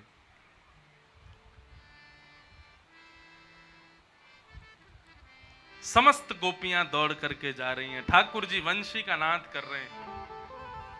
भगवान वंशी का नाद करने लगे और वंशी में ही मानो क्लीम शब्द का उच्चारण कर रहे हैं। समस्त गोपियों को जैसे ही वो नाद सुनाई दिया, सब गोपियां भगवान की ओर दौड़ी चली गई और सब अपने अपने कार्यों को यथावत वैसी स्थिति में उसकी परवाह ना किए बगैर, कार्य बिगड़ेगा बनेगा क्या होगा उन सब को छोड़ करके सब गोपियां चली गई। भगवान ने जैसे ही सन्मुख देखा कि इतनी सारी गोपियां आ गई, तो भगवान ने सबसे पहले तो उनका स्वागत किया, लेकिन फिर कहने लगे प्रियम ब्रूता गमन कारणम। आप सब गोपियां इतनी रात्रि में अपने घर परिवार छोड़ के, पति पत्नियों को, अपने पतियों को छोड़ के, बच्चों को छोड़ के यहां पर क्यों आ गई हो? अपने आने का कारण बताओ। गोपियां बोली पहले तो निमंत्रण देते हो और फिर हम नहीं आ रही थी तो अभी बंशी बजा के हमको बुला लिया और अब पूछ रहे हो कि तुम क्यों आई हो। ये तो ठीक उसी प्रकार हो गया कि कोई व्यक्ति आपको निमंत्रण पत्र दे दे कि भैया हमारे यहां आना है ब्याह में, आप वहां जाने के लिए सोच ही रहे थे, इतने में फोन भी आ गया, बोले कब आओगे? तो आपने कि अब चलो निमंत्रण कार्ड भी आया है, फोन भी आया है, तो जाना चाहिए। और आप इतने में उसके यहाँ पहुंच गए और वो क्या कह रहा है, क्यों आए हो? कितना बुरा लगेगा। बोले तेने फिर कार्ड क्यों दिया, हमको फोन क्यों किया, जब तेरे को यही पूछना था कि हम क्यों आए हैं। ठाकुर जी से गोपियां कहने लगी पहले तो तुमने निमंत्रण दिया कि शरद पूर्णिमा की रात्रि को मिलोगे, और फिर उसके बाद भी हम नहीं आ रही थी तो तुमने वंशी बजा करके हमको बुला लिया, और अब जब हम आ गई हैं तो कह रहे हो क्यों आई हो। भगवान पतिव्रता नारी का धर्म समझा रहे हैं। पतिव्रता नारी के धर्म क्या होते हैं? भर्तु शुश्रूषणं स्त्रीणां परो धर्मो यमायया तद्बंधूनां च कल्याणः प्रजानां चानुपोषणम्। अपने पति, मैंने एक दिन और बोला था ये श्लोक, कन्या का अवतरण पृथ्वी पर 2 कुल के कल्याण के लिए होता है। एक तो पिता के कुल के कल्याण के लिए जहां उसका जन्म हुआ, दूसरा जिस घर में उसका ब्याह हो रहा है उस कुल के कल्याण के लिए। वो बात अलग है कि माताएं बहनों को हम लोग थोड़ा पिछड़ी जगह पर थोड़ा दबा करके रखते हैं, इसलिए उनकी जो खूबियां हैं, उनके भीतर जो भगवान ने अद्भुत कुछ शक्तियां दी हैं वो प्रकट नहीं हो पाती। नहीं तो महाराज अपसगुन नाम की वस्तु माताएं बहनों के लिए भगवान ने कभी नहीं बनाई। ये जिस कार्य को करना चाहें उसको कर सकती हैं, इनके लिए कोई अपसगुन नहीं होता। पुरुषों के लिए समय देखो, काल देखो, अपसगुन नहीं होना चाहिए, ये विचार करो कार्य सिद्ध होगा नहीं होगा, आदि आदि सब बातें हैं। लेकिन माताएं जिस काम को करती हैं आजकल के शहर की कई माताओं को आप देखो, माताएं बहनें कितने ऊंचे ऊंचे काम करती हैं, पुरुष कुछ नहीं कर पाते उनके आगे, वो सब कर देती हैं। ठाकुर जी ने इनको दिव्य बल दे करके भेजा है। बंधुओं, शास्त्र आज्ञा करते हैं, यत्र नार्यस्तु पूज्यन्ते रमन्ते तत्र देवता। इस बात को लोग कहते हैं कि जिस घर में नारी का सम्मान होता है वहां देवता रमण करते हैं। ऐसा नहीं, हमारा भाव ऐसा कहता है, जिस घर में नारी का सम्मान होता है उस घर में बालक जन्म नहीं लेते, देवता ही जन्म लेते हैं, उस घर में भगवान ही जन्म लेते हैं। लेकिन जहां नारी का सम्मान नहीं होता, नारी की पूजा नहीं होती, नारी का सम्मान क्या है? उसको उचित प्रेम प्रदान करना, उचित सम्मान प्रदान करना, उचित उसको स्तर देना, उसकी सुनना, उसको भी एक विशेष दर्जा देना, यही सम्मान है। बस जो इतना सम्मान नारी को देते हैं उनके घर पर नारी पुत्र को जन्म नहीं देती, फिर तो देवता को जन्म देती है। भगवान नारायण भी 90% कार्य लक्ष्मी से पूछ के ही करते हैं, बिना उनसे पूछे नहीं करते। और एक बात बताऊं, पैसे जो लोग कमाते हैं, धन कमाते हैं, धन की वृद्धि का एक उत्तम उपाय बताऊं, जितना भी धन कमाओ वो ला करके सबसे पहले अपनी पत्नी को या अपनी माताजी को प्रदान कर दो, उनके हाथ में रख दो। बहन है बहन को दे दो। अब बहुत सारा धन लाए तो 3 भाग में कर दो, आधा पत्नी को, आधा मैया को, आधा बहन को। ऐसा नहीं कि उनको ही रखना है, उनको ही प्रयोग करना है, उनको केवल दे दो और कहो इसको तुमको जहां ठीक लगे वहां रख लो, वो भी कहीं गोपनीय स्थान पर रख लें और जरूरत पड़े तो हमको दे देना। माता, बहन और पत्नी, इन तीनों को धन प्रदान करने से, ये लक्ष्मी है ना, इनके पास जैसे धन जाता है फिर उस धन को आप खर्च करोगे ना तो वो खर्च हुआ धन दुगना होकर के आपको प्राप्त होगा। ये हम आपको बिल्कुल सत्य बता रहे हैं और ये केवल मैं कहीं सुनी बात नहीं कह रहा हूं, अपना प्रैक्टिकल बता रहा हूं। हमको कथा की दक्षिणा प्राप्त हो या आदि आदि जो भी हमारे थोड़े बहुत कुछ और भी काम है, जो भी कमाई होती है हम अपनी माता जी को दे देते हैं। पत्नी अभी आई नहीं है, अभी ब्याह हुआ नहीं आप सबकी कृपा से, और 3 बड़ी बहनें हैं, उनके ब्याह हो गए, तो माताजी, पिताजी और हम 3 ही सदस्य हैं पूरे घर में। पिताजी भी व्यस्त रहते हैं कथाओं में, मैं भी व्यस्त रहता हूं, तो हम और पिताजी दोनों के पास में एक ही पूंजी है। हम जितना भी कहीं से कमाते हैं या जो भी प्राप्त होता है अपनी मम्मी को, माताजी को दे देते हैं। और महाराज अक्षय पात्र है माँ का हाथ, कभी खत्म नहीं होता वहां से धन, सदा सर्वदा वर्धन होता है उसका। हमारे पिताजी आज विश्वविख्यात हैं, कौन नहीं जानता उसको, उनको, उनके नाम को। और इसमें सबसे बड़ा श्रेय है हमारी माताजी को। इसलिए बंधुओं, मां की, बहन की, पत्नी की, नारी का सम्मान करो, उनको उचित दर्जा प्रदान करो, हमारा ही कल्याण होगा उससे। माताएं बहनें कहीं संत के पास जाती हैं, किसी के पास जाती हैं, तो कभी ये नहीं पूछती हम सुखी कैसे रह लें, यही पूछेंगे हमारे पति कैसे खुश रहेंगे, इनका काम कैसे अच्छा चलेगा, मेरा बेटा कब पढ़ेगा लिखेगा।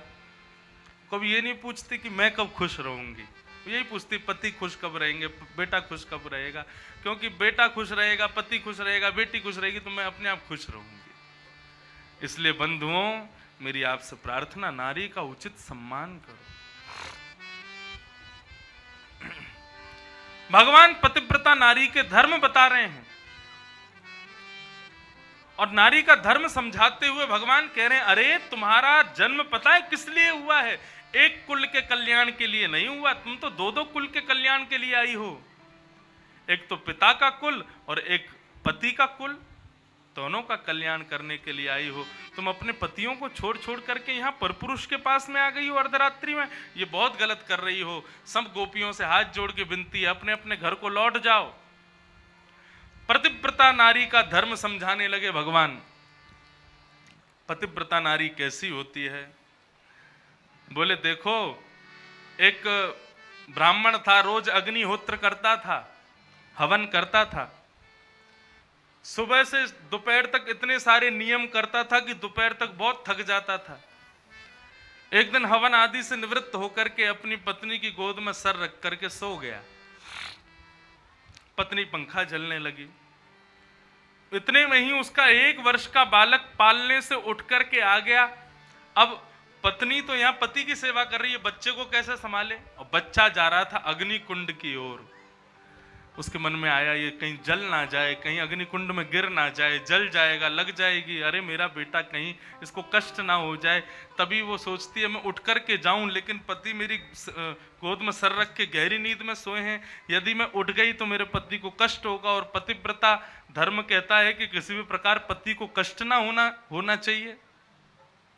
यदि मैं उठ करके गई पति को कष्ट होगा, मेरा पातिव्रत धर्म नष्ट हो जाएगा। हे विधाता, हे अग्नि देवता, यदि मैंने अपने पति की सच्चे हृदय से सेवा की हो ना, मेरे बालक की रक्षा करना। वो बालक खेलता खेलता खेलता अग्नि कुंड में गिर गया। आधा घंटे बाद जब पति की नींद खुली तो पत्नी दौड़ करके गई, जाकर के देखा तो अग्नि कुंड में नीचे अंगारे नहीं थे, पुष्प थे, और उनके बीच में बालक खेल रहा था। ये पतिव्रता नारी का धर्म है। बंधुओं, पतिव्रता नारी का धर्म तुमको कितना बताऊं मैं?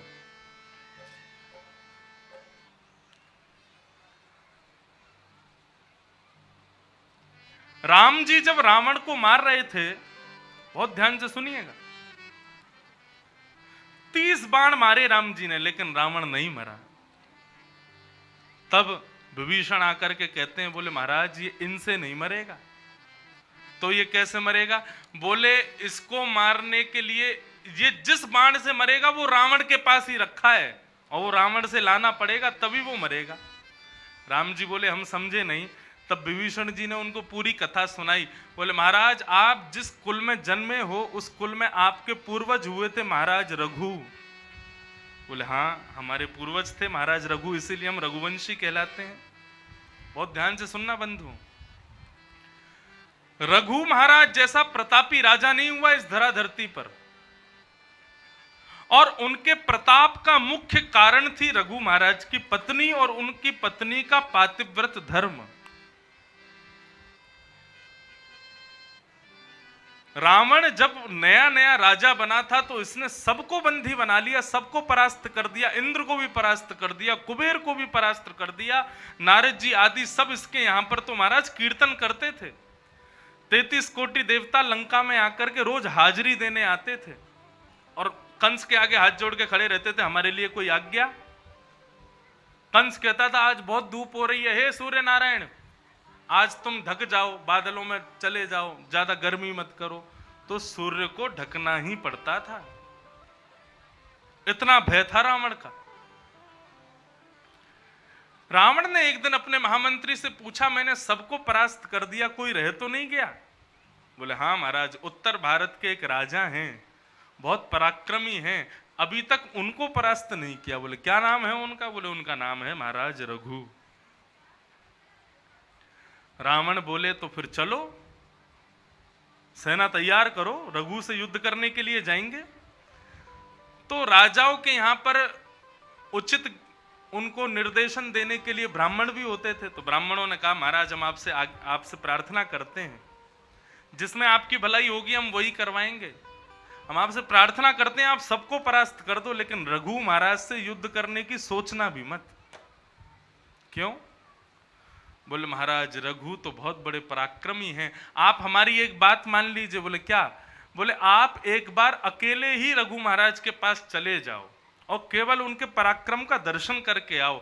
आपको यदि लगे कि मैं इनको हरा सकता हूं फिर सेना लेके जाना। पहले से सेना लेके जाओगे तो हमें निश्चित, हम आपको दावे से कहते हैं आप जीवित नहीं लौटोगे। रावण को यह बात सहन नहीं हुई कि मेरे आगे इतना बड़ा कोई राजा आ गया है जो मुझको परास्त कर देगा। रावण ने ब्राह्मणों की बात मानी और अकेला रावण गया रघु महाराज के यहां। सरयू नदी के किनारे बैठकर के रघु महाराज संध्या कर रहे थे जब रावण पहुंचा। संध्या कर रहे थे, गायत्री उपासना कर रहे थे। रावण ब्राह्मण है, वेदज्ञ था, सब जानता था कैसे संध्या होती है, कैसे हवन होता है, कैसे यज्ञ होता है, उसको सब पता था, विद्वान तो था रावण। रावण दूर बैठ करके केवल उनका देख रहा था, ये संध्या कैसे करते हैं। तो रघु महाराज संध्या कर रहे थे, तो अगमर्षण का जल संध्या में उस अगमर्षण के जल को ऐसे स्थान पर डाला जाता है जहां किसी का चरण ना पड़े, दिशा देख करके डाला जाता है, दक्षिण में डालना वर्जित है, ऐसे ऐसे उसके अगमर्षण के जल के नियम है। तो अगमर्षण का जल लेकर के रघु महाराज ने उसको दक्षिण दिशा की ओर फेंक दिया। जैसे ही दक्षिण में फेंका तो रावण उठ करके हंसने लगा, बोले कि आपका गलत यशगान करते हैं दुनिया के लोग कि आप बहुत बड़े पराक्रमी, बहुत बड़े विद्वान, बहुत बड़े वेदज्ञ हो। मैं रावण हूं, परम विद्वान हूं, सब जानता हूं, रोज संध्या करता हूं त्रिकाल, मुझे पता है अगमर्षण के जल को दक्षिण दिशा में नहीं डाला जाता, आपने क्यों डाला। आप महाराज रघु कहलाते हैं, लोग आपके गुणगान गाते हैं, लेकिन ये आप इतनी छोटी सी बात नहीं जानते कि अगमर्षण के जल को दक्षिण में नहीं डालते। रघु महाराज मुस्कुराने लगे, मुस्कुरा करके बोले, रावण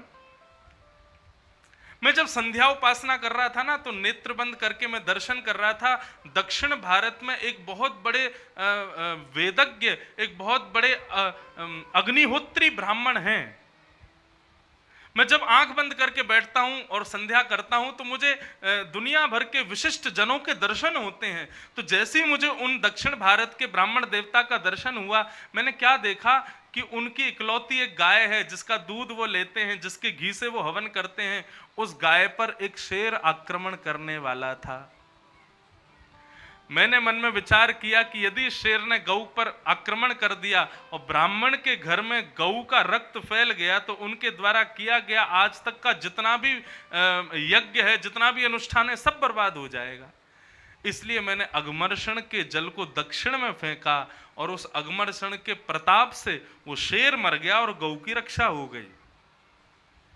रावण हंसने लगा, बोले अच्छा तुमने उत्तर भारत में बैठ करके उस शेर को मार दिया। बोले तुमको विश्वास नहीं होता, जाके देख लो। रावण दक्षिण की ओर गया तो जैसा उन्होंने बताया उसी ब्राह्मण के घर पर पहुंचे तो क्या देखा, शेर मरा पड़ा है, गौ जीवित है और ब्राह्मण बैठ करके वहां पर हवन कर रहे।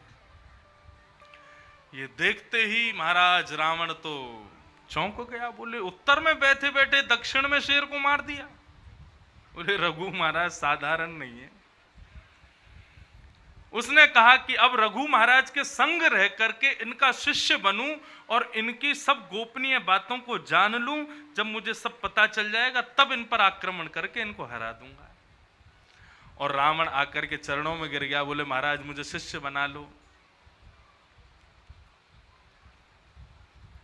रघु महाराज ने कहा ठीक है तुम बैठे रहो यहीं पे, हम क्षत्रिय हैं, तुम ब्राह्मण हो, हम तुमको शिष्य नहीं बना सकते, लेकिन हाँ एक काम कर सकते हैं, तुम हमारे संग रहा करो। तो रावण रघु महाराज के संग रहने लगा। एक प्रकार से कह दिया जाए तो अतिशयोक्ति नहीं, मित्र बन गया रघु महाराज का। एक दिन सरजू के किनारे रावण और रघु महाराज दोनों बैठे थे। तभी रावण जिद करने लगा, बोले मेरी लंका चलो, मैं आपको अपनी लंका दिखाना चाहता हूं, कैसे सोने की अटारियां, कैसे सोने के हाथी, कैसे सोने का ये, और अपने लंका नगरी के गुणगान करने लगा। रघु महाराज बोले अभी मैं नहीं जा सकता लंका। क्यों? बोले मेरे तेज को लंका सहन नहीं कर पाएगी। रावण बोला आप में इतना तेज है? बोला हाँ। लेकिन रावण मुझे लंका जाने की जरूरत नहीं, मुझे सब पता है लंका कैसी है। बोला अच्छा। बोले आओ दिखाऊं तुम्हें। इतने में ही उन्होंने एक तिनका उठाया और सरजू जी के किनारे पूरी लंका का नक्शा बना दिया और कह दिया देख ये तेरा घर है, ये मंदोदरी का कक्ष है, यहाँ कुंभकर्ण सोता है, यहाँ पर अक्षय कुमार बैठा है, और पूरी बातें बता दी महाराज। सब वहीं सरजू जी के किनारे बैठे बैठे सब दिखा दिया रावण को, तेरी लंका ऐसी कैसी सब बता दिया।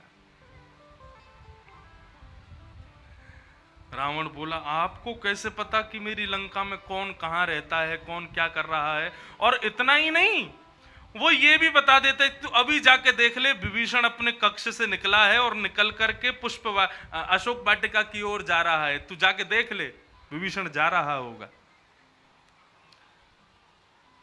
रावण तो महाराज चरणों में गिर गया, बोले महाराज मेरी लंका चलो, एक बार चरण पधरा करके उस लंका को आप पवित्र कर दो। रघु महाराज बोले ज्यादा जिद मत कर, मेरी इच्छा नहीं है जाने की, मैं नहीं जाऊंगा। रावण जिद करने लगा तो रघु महाराज ने लंका के नक्शे का एक भाग की मिट्टी उठा करके सरजू जी में फेंक दी। रावण बोला ये क्या किया? बोले इतना भाग तेरा समुद्र में डूब गया, जाके देख ले। अब तो रावण दौड़ करके गया तो जितना भाग रघु महाराज ने उठा के फेंका सरजू जी में, उतना भाग डूब गया समुद्र में। रावण सिर पकड़ करके बैठ गया, बोले इनसे कैसे जीतूं मैं, इनसे नहीं जीत पाऊंगा। अरे वो आदमी युद्ध ही नहीं करता, बैठा बैठा सबको मार देता है, बैठा बैठा सब कर देता है, उससे युद्ध क्या करूं मैं? यदि रघु सोच ले कि रावण को हार्ट अटैक आ जाए तो यहीं मर जाऊंगा मैं, तो वो इतना बलवान है। तभी रघु महाराज ने खोजबीन की कि रावण ने खोज की कि रघु के बल का कारण क्या है। तब किसी ने बताया, बोले रघु महाराज की जो पत्नी है ना, वो पतिव्रता नारी है, यदि उनका पातिव्रत धर्म टूट गया तो रघु एक बाण में मर सकते हैं। रावण बोला तो फिर ये काम तो मैं कर दूंगा। क्यों? बोले मुझे रूप बदलना आता है, मैं रघु का रूप धारण करके चला जाऊंगा, इनकी पत्नी का पातिव्रत धर्म तोड़ दूंगा और उसके बाद रघु पर जब मैं आक्रमण करूंगा तो रघु को मरना पड़ेगा। और रावण ने रघु का रूप धारण किया और रूप धारण करके जैसे ही अयोध्या में पहुंचा, रघु महाराज की पत्नी के सामने जाकर के बैठा तो नैनों की चपलता और उसके बैठने उठने के ढंग से ही उनकी पत्नी को पता चल गया कि ये मेरे महाराज रघु नहीं है। सैनिकों को आज्ञा दे दी, बोले बंदी बना लो। सैनिक बोले महाराज रानी साहिबा ये तो महाराज रघु हैं, इनको कैसे बंदी बना? बोले रघु नहीं है, ये कोई बहलू पिया है, इसको बंदी बनाओ। बंदी बना लिया।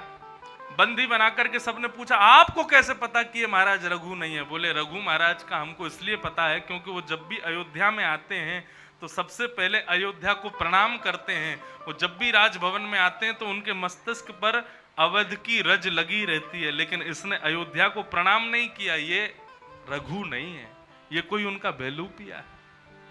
और इतने में ही क्या देखा कि पीछे से महाराज रघु आ रहे थे और रघु के आते ही रावण अपने रूप में आ गया। रघु महाराज को जब सबरी बात पता चली कि ये रावण छल कर रहा है हमारे संग रह के और हमारा ही सब कुछ बर्बाद करने पे तुला है, रघु महाराज ने तुरंत बाण का संधान किया और रावण को मारने के लिए जैसे तैयार हुए, इतने में ही ब्रह्मा जी प्रकट हो गए। ब्रह्मा जी बोले प्रभु आप रावण को मत मारो। बोले क्यों? बोले अरे जय विजय को श्राप लगा, वो 3 बार राक्षस बन के आएंगे। ये पहले हिरण्यकश्यप हिरण्याक्ष बन के आए, अब रावण कुंभकर्ण बन के आए हैं, द्वापर में दंतवक्त्र शिशुपाल बन के आएंगे और ये केवल भगवान के हाथों मरेंगे, आप इसको नहीं मार सकते। रघु महाराज बोले बाण तो अब प्रत्यंचा पे चढ़ गए, अब तो ये मरेगा।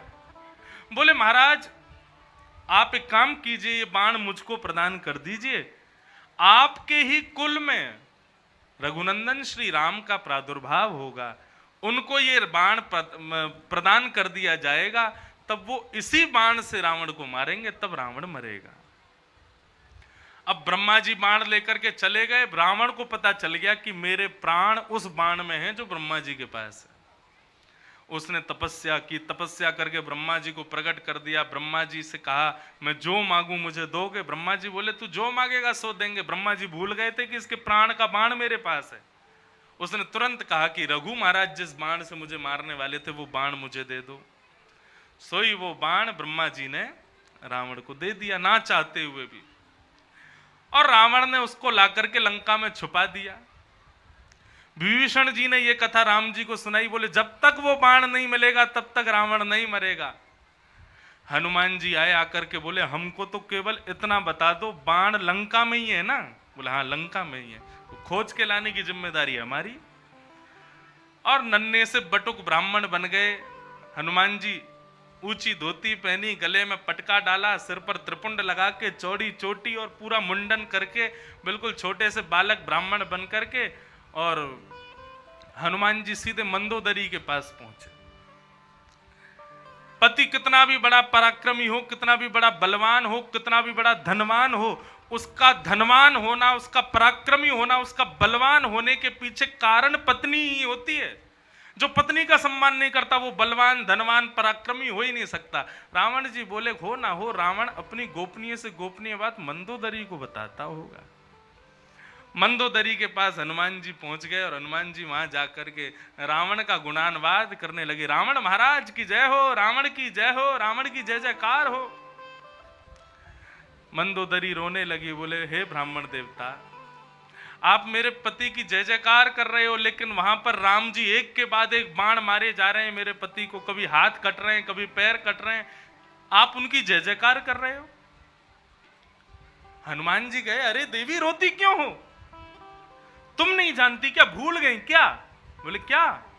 बोले रावण का प्राण रूपी बाण वो तो लंका में ही दुबका के रखा उसने, जब तक वो राम जी को नहीं मिलेगा तब तक कितने भी बाण मारते ना, रावण मरेगा तो नहीं ना।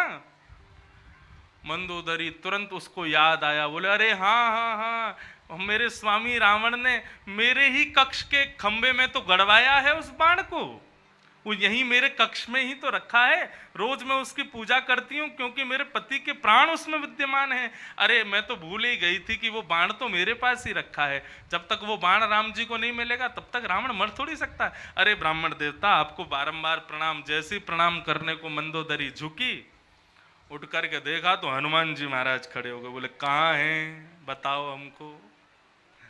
अब तो मंदोदरी का गला पकड़ लिया हनुमान जी ने। बोले कहाँ है, दिखा। इतने में मंदोदरी ने बताया, बोले ये वाले खंबे में रखा है। एक मुष्टि प्रहार करके खंभ भेदन किया और उसमें से बाण निकाल करके हनुमान जी लेकर के गए, रघुनाथ जी के चरणों में जाकर के रख दिया।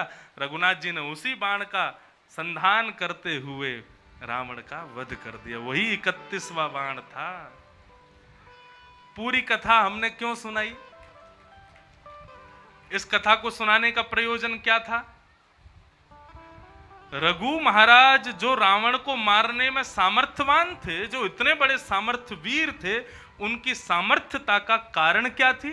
उनकी पत्नी, उनका पातिव्रत धर्म, उनकी पत्नी का। ये होता है पातिव्रत धर्म। अपने पति के अलावा अन्यत्र किसी के प्रति दृष्टि रखने मात्र से पति का पतन होना शुरू हो जाएगा। पति बनता है तो वो पत्नी की कृपा ही है उसके ऊपर। इसलिए पत्नी को चाहिए कि अपने पातिव्रत धर्म का पालन करे। भगवान ये बात सब गोपियों को समझा रहे थे। गोपियां अपने पैर के अंगूठे से जमीन में गड्ढा करती जा रही हैं। भगवान ने पूछा तुम लोग क्यों आई हो, हमको बताओ। तो गोपियां उत्तर दे रही हैं, मैवं विभोर्हति भवान गदितुं नृशंसं संत्यज्य सर्व विषयांस्तव पादमूलम् भक्ता भजस्व दुर्वग्रहमात्यजास्मात् देवो यथादि पुरुषो भजते मुमुक्षु। हे प्रभु, हम भक्त हैं, हम सब छोड़कर के आपकी शरण में आए हैं, क्योंकि आप ही कहते हो सर्वधर्मान परित्यज्य माम एकम शरणम ब्रज। लोग इस श्लोक का उचित अर्थ नहीं निकाल पाते। सर्वधर्मान परित्यज्य माम एकम शरणम ब्रज, इसका भाव क्या है? सर्व धर्मों को छोड़ करके मेरी शरण में आ जाओ। भगवान कौन से धर्म को छोड़ने की बात कर रहे हैं? हिंदू धर्म छोड़ दो, मुस्लिम धर्म छोड़ दो, ईसाई धर्म छोड़ दो, सिख धर्म छोड़ दो। कौन से धर्म को छोड़ने की बात कर रहे हैं? इसका वैसा अर्थ निकाला जाए तो वो भी ठीक है, सब छोड़ के मेरी शरण में आ जाओ, लेकिन इसका मूल अर्थ क्या है? लोक धर्म का त्याग करके मेरे पास आओ। लोक धर्म किसे कहते हैं? मेरी पत्नी, मेरा बच्चा, मेरी मकान, मेरा दुकान, मेरी जायदाद, मेरा सब कुछ, ये सब लोक धर्म के जितने भी वस्तुएं हैं उनको त्याग करके भगवान के पास जाओ, ये भगवान कह रहे हैं। गोपियां कह रही हैं हमने लोक धर्म छोड़ दिया, सास ससुर पत्नी पति बच्चे परिवार लोक लाज सब छोड़ दिया आपके लिए और आपकी शरण में आ गए हैं। और रही बात आप कहती हो कि पर पुरुष के पास मत जाओ, आप पुरुष नहीं हो, आप पुरुषोत्तम हो, आप साक्षात नारायण हो, आप साक्षात कृष्ण हो। देखा जाए तो आप ही हमारे असली पति हो। एक पत्नी का पति विदेश चला गया, पत्नी को अपनी मूर्ति दे गया, बोले जितने साल में आऊं नहीं इसी की सेवा करना। अब वो पत्नी मूर्ति को सुलाती, मूर्ति को खिलाती, मूर्ति को नहलाती, मूर्ति को ही पति मान करके रहती है। एक दिन मूर्ति वाले पति को सुला रही थी, इतने में असली पति आ गया। अब कन्हैया बताओ क्या करना चाहिए उसको, असली पति के पास जाना चाहिए कि मूर्ति वाले पति के पास रहना चाहिए? भगवान बोले अरे जब पति असली नहीं था तब मूर्ति का पति बना लिया, लेकिन जब असली पति आ गया तो मूर्ति के पति को छोड़ दे। गोपियां बोली हमने वही तो किया, ये मूर्ति वाले जितने भी पति हैं हमारे, हम उनको छोड़ के असली पति के पास आ गई, तो हमने क्या गलत किया कन्हैया, हमने क्या गलत किया? जिनकी वजह से हमारे मांग का सिंदूर चला जाएगा, हाथ की चूड़ियां टूट जाएंगी, गले का मंगलसूत्र निकल जाएगा, एक दिन हमको विधवा होना पड़ेगा। उन नकली पतियों को छोड़ के आज उस पति के पास आई जो सदा सर्वदा हमको सुहागन रखेगा, तो हमने क्या गलत किया? आप अजर अमर हो कन्हैया, हमने क्या गलत किया? तब भगवान ने गोपियों के साथ में रासब विहार किया, लेकिन गोपियों के हृदय में अभिमान आ गया कि हम बहुत सुंदर हैं इसलिए ठाकुर जी रास कर रहे हैं, तो भगवान फिर से अंतर ध्यान हो गए। और जैसे ही ठाकुर जी अंतर ध्यान हुए तो गोपियों ने गोपी गीत गाया। 2 श्लोक गा के फिर आगे चले। जयति तेधिकम जन्मना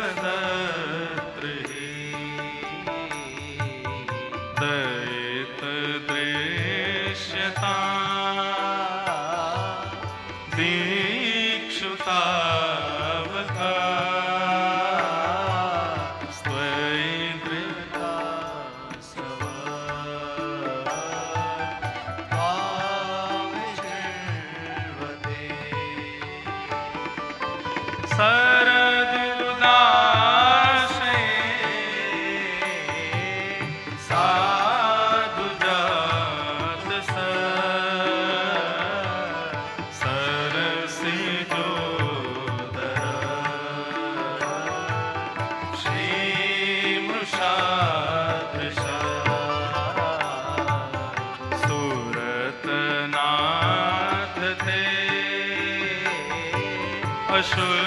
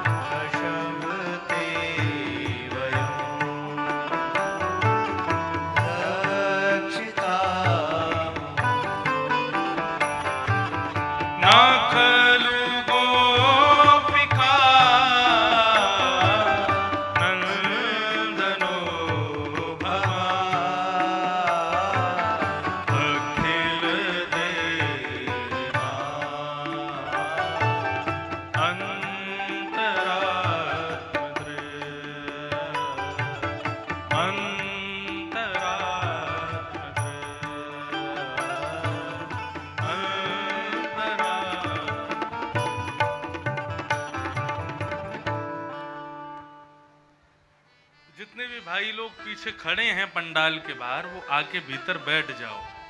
खड़े होके कथा नहीं सुनते हैं, कथा का भी एक उचित सम्मान होता है, बैठ करके विराज करके कथा सुननी चाहिए। तो गोपियां गोपी गीत गा रही हैं और कह रही हैं, हे नाथ तुम कहां हो, प्रकट हो जाओ। अटति भवान नन्ही काननम त्रुटियुगायते त्वाम पश्यताम्। हे कन्हैया, जब तुम गैया चराने के लिए जाते हो ना, और उस समय यदि हमारी गली के बाहर से तुम निकलते हो, हम अपनी गली के, हम अपने घर के झरोखे से जब तुम्हारे दर्शन करती हैं, तुम्हारी अलकावलियां तुम्हारे मुखमंडल पर आ रही हैं, गायों की चरण रज आपके मुखमंडल का स्पर्श कर रही हैं, उस समय आपकी इस मनोहर छवि का दर्शन करते समय यदि हमारे पलक झपक जाती है ना, तो वो एक क्षण से कम के समय के लिए भी झपकी हुई पलक हमको 3 युग के समान विरह देती है। ऐसा लगता है मानो कितना कितना बड़ा कष्ट हमको प्राप्त हुआ हो। आज तुम हमको छोड़ करके इतने इतने इतने समय के लिए दूर चले गए कन्हैया, हम कैसे जी रही हैं, जरा विचार तो करो इस बात का। जहां एक क्षण का समय भी 3 युग के समान लगता है, वहां इतना लंबा समय कैसा गुजर रहा होगा कन्हैया, हमें क्षमा कर दो, आप प्रकट हो जाओ। गोपियां गोपी गीत गाते गाते गाते गाते जैसे ही गोपियों ने रुदन करना प्रारंभ किया है, इति गोप्य प्रगायन्त्यः प्रलपन्त्यश्च चित्रधा रुरुदु स्वस्वरं राजन् कृष्ण दर्शन लालसा। गोपियों ने जैसे कृष्ण दर्शन की लालसा में रुदन करना प्रारंभ किया, तासामाभिर्भूत सौरी स्मयमाय मुखाम्बुज पीताम्बरधरश्रग्वी साक्षान मन्मथ मन्मथ। इतने में ही ठाकुर जी पीताम्बरी पहन करके समस्त गोपियों के मध्य में प्रकट हो गए, और जैसे ही प्रकट हुए सब गोपियों ने जाकर के ठाकुर जी को पकड़ लिया। किसी ने हाथ पकड़े, किसी ने पैर पकड़े, किसी ने पीताम्बरी पकड़ी। जिसके हाथ में जो आया उसने ठाकुर जी का वही अंग पकड़ लिया, और जो ठाकुर जी का स्पर्श नहीं कर पा रही थी, जो ठाकुर जी के पकड़ नहीं पा रही थी, उन गोपियों ने दूर से ही ठाकुर जी को देख करके अपने हृदय में ठाकुर जी को विराजमान कर लिया। हाथ छुड़ाए जात हो निर्बल जान के मोए, हृदय से जब जाओगे तब जबर कहूंगी तो। एक कन्हैया, हाथ छुड़ा के तो तुम चले गए थे हमको निर्बल जान के, लेकिन हमारे हृदय से जाके दिखाओ तो हम जानेंगे कि तुम बहुत बड़े बलवान हो।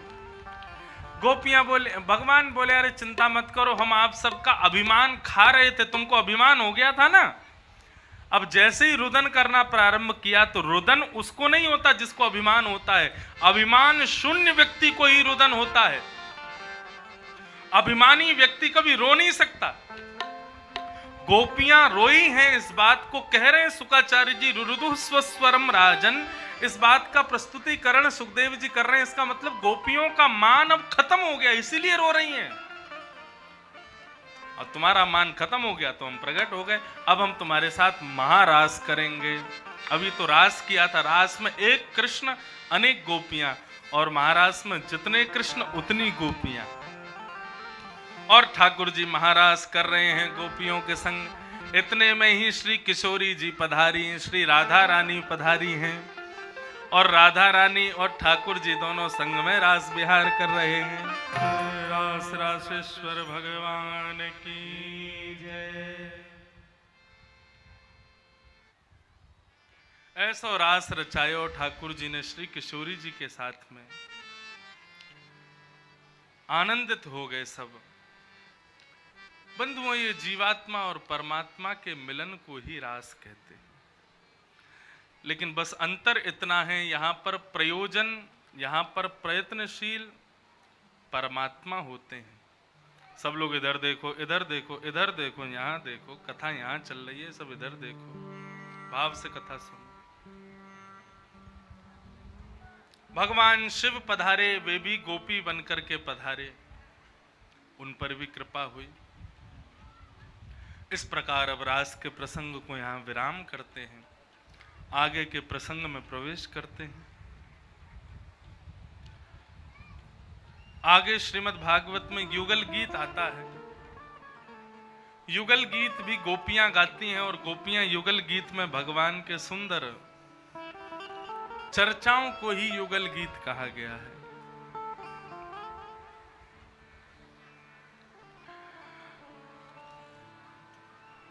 भगवान ने फिर अरिष्टासुर, व्योमासुर का उद्धार किया।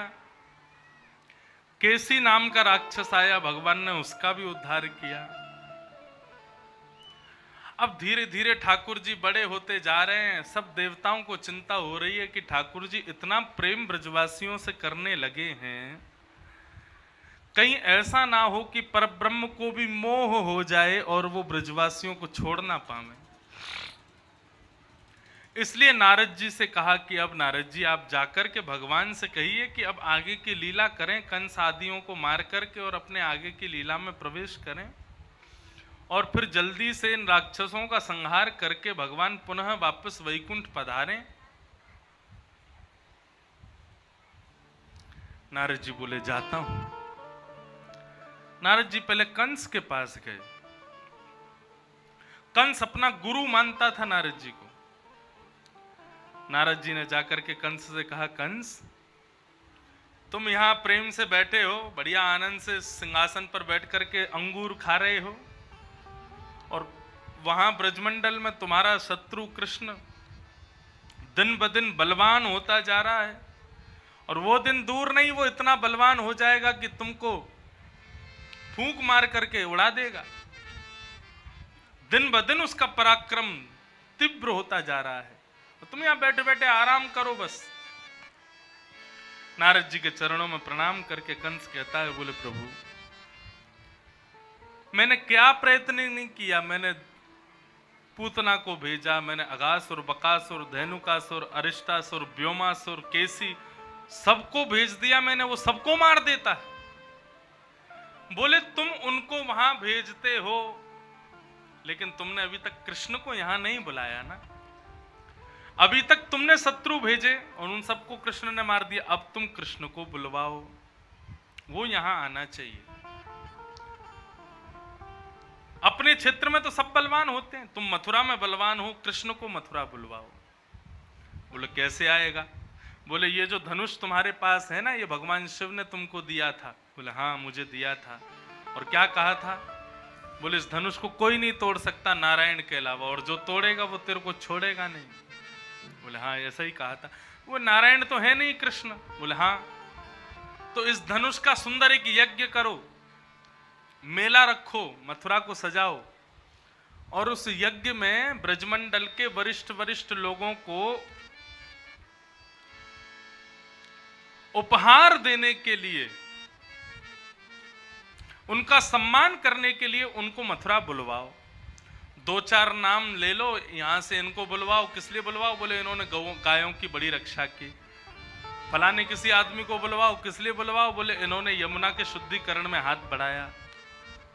उन्हीं में दो नाम और रख दो, कृष्ण और बलराम। बोले इनके लिए क्या? बोले इनको इसलिए बुलवा रहे हैं भैया, हमने सुना कि राक्षसों को मारा इन दोनों ने, गिरिराज पर्वत को अपनी कन्नी उंगली पर धारण कर लिया, आदि आदि ये लीलाएं इन्होंने की, इसलिए मथुरा के राजा कंस इनको सम्मानित करना चाहते हैं। इस भाव से बुलवा लो। सम्मानित करने के लिए बुलवाना, मेले में वो दोनों बालक घूमेंगे, सैनिकों से मरवा देना, तुम्हारा शत्रु तुम्हारे देश में आके मर जाएगा। कितना आसान है। कंस बोला मेरी बुद्धि तो घूमी ही नहीं, प्रभु आपने ही बताया तब मुझे समझ में आया मुझे क्या करना चाहिए। धन्यवाद। तुरंत उसने अक्रूर जी को बुलवाया और अक्रूर जी से कहा कि अक्रूर जी आप वृंदावन जाओ और वृंदावन जाकर के नंद यशोदा के पुत्र कृष्ण बलराम को लेकर के मथुरा आओ। अक्रूर जी बोले क्यों बुलवा रहे हो? बोले ये तो समय बताएगा क्यों बुलवा रहा हूं, एक प्रकार से तुमको संकेत कर दूं, मेरा शत्रु है कृष्ण, उसको मारने के लिए बुलवा रहा हूं। अक्रूर जी महाराज कहने लगे महाराज कंस, विजय किसकी होगी, आपकी या उनकी, ये तो समय बताएगा, आपको पहले से उसकी उद्घोषणा नहीं करनी चाहिए कि विजय आपकी होगी। कंस कहने लगा उद्घोषणा नहीं कर रहा हूं, सत्य बता रहा हूं, मैं कंस हूं, पूरे विश्व में मुझसे ज्यादा बलवान कोई नहीं है, ये कृष्ण क्या चीज है, इसका वध तो मैं निश्चित करूंगा, तुम बस उसको जाकर के लेकर के आओ। अक्रूर जी महाराज मन में सोचने लगे यदि मैं कृष्ण को लेने के लिए गया तो जैसे पूतना को मार दिया, अरिष्टासुर, व्योमासुर, धेनुकासुर, ये सब कंस के द्वारा भेजे गए लोगों को वो मार देते हैं, ऐसे मुझे भी मार देंगे। लेकिन तभी अक्रूर जी के मन में आया नहीं गया तो कंस मार देगा, गया तो कृष्ण मार देंगे, तो कंस के हाथों से बढ़िया तो कृष्ण के हाथों मर जाऊं, चला जाता हूं। और श्री अक्रूर जी वृंदावन को जाने लगे। बंधुओं, अक्रूर जी के वृंदावन गमन प्रसंग को भागवत में बहुत सुंदर कहा गया है। यहां पर सगुन यात्रा में क्या क्या होता है वो सब वर्णन किया गया। अक्रूर जी महाराज को दो तोतों का जोड़ा एक साथ दिखाई दिया वृंदावन जाने से पहले। ये सगुन है। यात्रा में करने से यात्रा प्रारंभ करने से पहले यदि जोड़ा में पक्षी दिखाई देवे तो समझो यात्रा अच्छी होगी। जिस देह से तुम जा रहे हो वो सफलता तुमको मिलेगी। जैसे ही रथ में बैठे तो एक गाय आगे से रास्ता पार करके चली गई। शुभ जीव है गौ माता। यदि सफर करने से पूर्व गौ माता को प्रणाम कर लिया जाए या सहज भाव से गैया रास्ता काट जाए तो समझो रास्ता अब अच्छा होगा सफर। थोड़ी और आगे गए तो वन में देखा मोर नृत्य कर रहे हैं। वो देख करके उनको लगने लगा कि मेरी यात्रा मंगलमय होगी। थोड़े और आगे गए तो शुभ जीवों के रूप में खरगोश दिखाई देने लगे। वो भी शुभ होते हैं। इस प्रकार शुभ संकेत हो रहे थे। इन शुभ संकेतों का वर्णन क्यों किया भागवत में? अक्रूर जी इस दुविधा में थे कि कहीं मुझे बाकी के राक्षसों की तरह कृष्ण कहीं मुझे मार ना दें। तो उनको शुभ संकेत हो रहा था कि चिंता मत करो, तुम्हारी मृत्यु नहीं होगी, तुम्हारा भला होगा, तुम्हारा अच्छा होगा।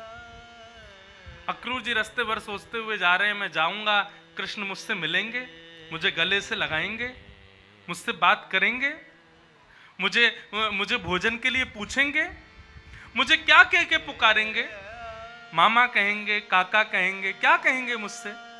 ये सब विचार करते हुए जा रहे हैं अक्रूर जी।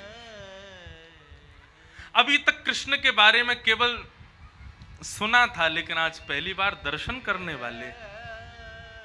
उत्सुकता है हृदय में। बंधु मैं एक बात कहूं, ठाकुर जी की प्राप्ति नियम से, साधना से, व्रत से, अनुष्ठान से तो होती ही है, लेकिन नियम, साधना, व्रत, अनुष्ठान में जब तक उत्सुकता नहीं होगी तब तक भगवान नहीं मिलेंगे। उत्सुकता होनी बहुत जरूरी है। यदि आपके हृदय में ठाकुर जी से मिलने के प्रति उत्साह नहीं है तो भगवत दर्शन नहीं होगा। हवन कर रहे हैं, किस लिए कर रहे हैं? माता पिता कह रहे हैं इसलिए कर रहे हैं। कथा सुन रहे हैं, किस लिए सुन रहे हैं? गांव में हो रही है इसलिए जबरदस्ती सुननी पड़ रही है व्यवहार की वजह से। तीर्थ यात्रा जा रहे हो, क्यों जा रहे हो? बहुत दिन है कि घर में पड़े पड़े का करें, न गोई हो यहां में। इन सब भावनाओं से जो भगवत भजन करते हैं उनको ठाकुर जी नहीं मिलते। एक उत्सुकता होनी चाहिए हृदय में। कथा हो रही है, हम क्या अच्छा कर दें, और कितना अच्छा करें, और क्या बढ़िया व्यवस्था करें, और क्या, ये उत्सुकता होनी चाहिए। हम भंडारा करवा रहे हैं, भंडारे में कंजूसाई थोड़ी करेंगे। अरे बढ़िया से बढ़िया सब्जी बनवाएंगे, बढ़िया से बढ़िया देसी घी की पूड़ियां बनवाएंगे, बढ़िया से बढ़िया घी बूरा। आपके यहाँ दही बूरा खाते हैं? कहा दही बूरा चले कि ना चले? अच्छा, एक और बात है, दही बूरा कई जगह तभी खाते हैं जब किसी के प्राण निकल जाते हैं, वहीं पे भंडारे में दही बूरा होता है कई जगह पे। हमारे यहाँ, हमारी तरफ घी बूरा बहुत चलता है। घी बूरा चलेगा, सब्जी और पुआ। पिछली जो हमारी कथा हुई थी वहां पर, कौन सी जगह हुई थी? आजीमा, भिंड क्षेत्र में आजीमा में कथा हुई थी। तो वहां पर पुआ और सब्जी बनते थे। ओ महाराज, कथा में भीड़ 50-60 हजार आदमी आता था, और जहां तक नजर जा रही है लोग ही लोग बैठे कथा सुनते थे। लेकिन कथा सुनने के बाद ऐसे टूट के पड़ते थे। हमने कि क्या खाते हैं हम, देख के तो आए, देख वे गए तो पुआ और सब्जी। और सब्जी महाराज ऐसी कि कान में से धुआं निकल जाए, इतनी मिर्च उसमें। एक दिन मैंने कही लाओ मुझे भी चखाओ, तो एक दोना में सब्जी दी, पुआ दिए। जैसे ही मैंने खाए तो जहां मैं रुका था वहां तक जीभ निकाल के गया एसी के आगे, इतनी मिर्च। और महाराज खेत में ही ऐसे बैठ गई लोग, वो तो बढ़िया 10-10, 12-12 पुआ उड़ा जाते हैं, और फिर वहां खाते हैं वो तो अलग, फिर पन्नियों में भर भर के और ले जाते हैं। ग्रामीण क्षेत्रों में अलग ही आनंद है महाराज। यहां पे लोग अनुष्ठान में पैसा खर्च नहीं करेंगे, भंडारा में पूरा पैसा लगा देंगे, अपनी जीवन भर की कमाई लगा देंगे भंडारा में, और इसमें कोई बुराई भी नहीं है। हमारे किसी प्रयास से इतने सारे लोग तृप्त हो जाएं, और क्या चाहिए हमें। अक्रूर जी महाराज, तो मैं इसलिए कह रहा था उत्साह होना चाहिए। बिना उत्साह के यदि कथा सुन रहे हो, तीर्थ यात्रा कर रहे हो, भगवत दर्शन करने जा रहे हो, तो वो सफलता प्रदान नहीं करेगा। भगवान उत्साह से मिलते हैं।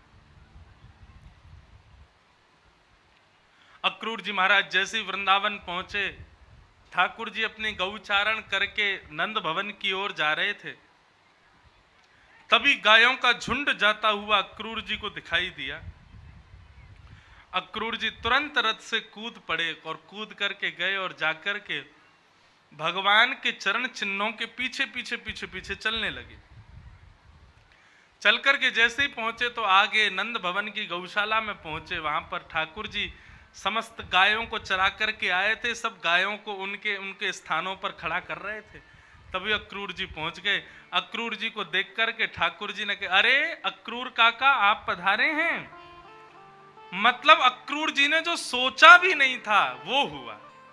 ठाकुर जी बिना पहचाने, बिना कभी मिले ही नहीं पहले, लेकिन ठाकुर जी ने नाम बोल करके कहा और कहा कि मेरे अक्रूर काका आए हैं।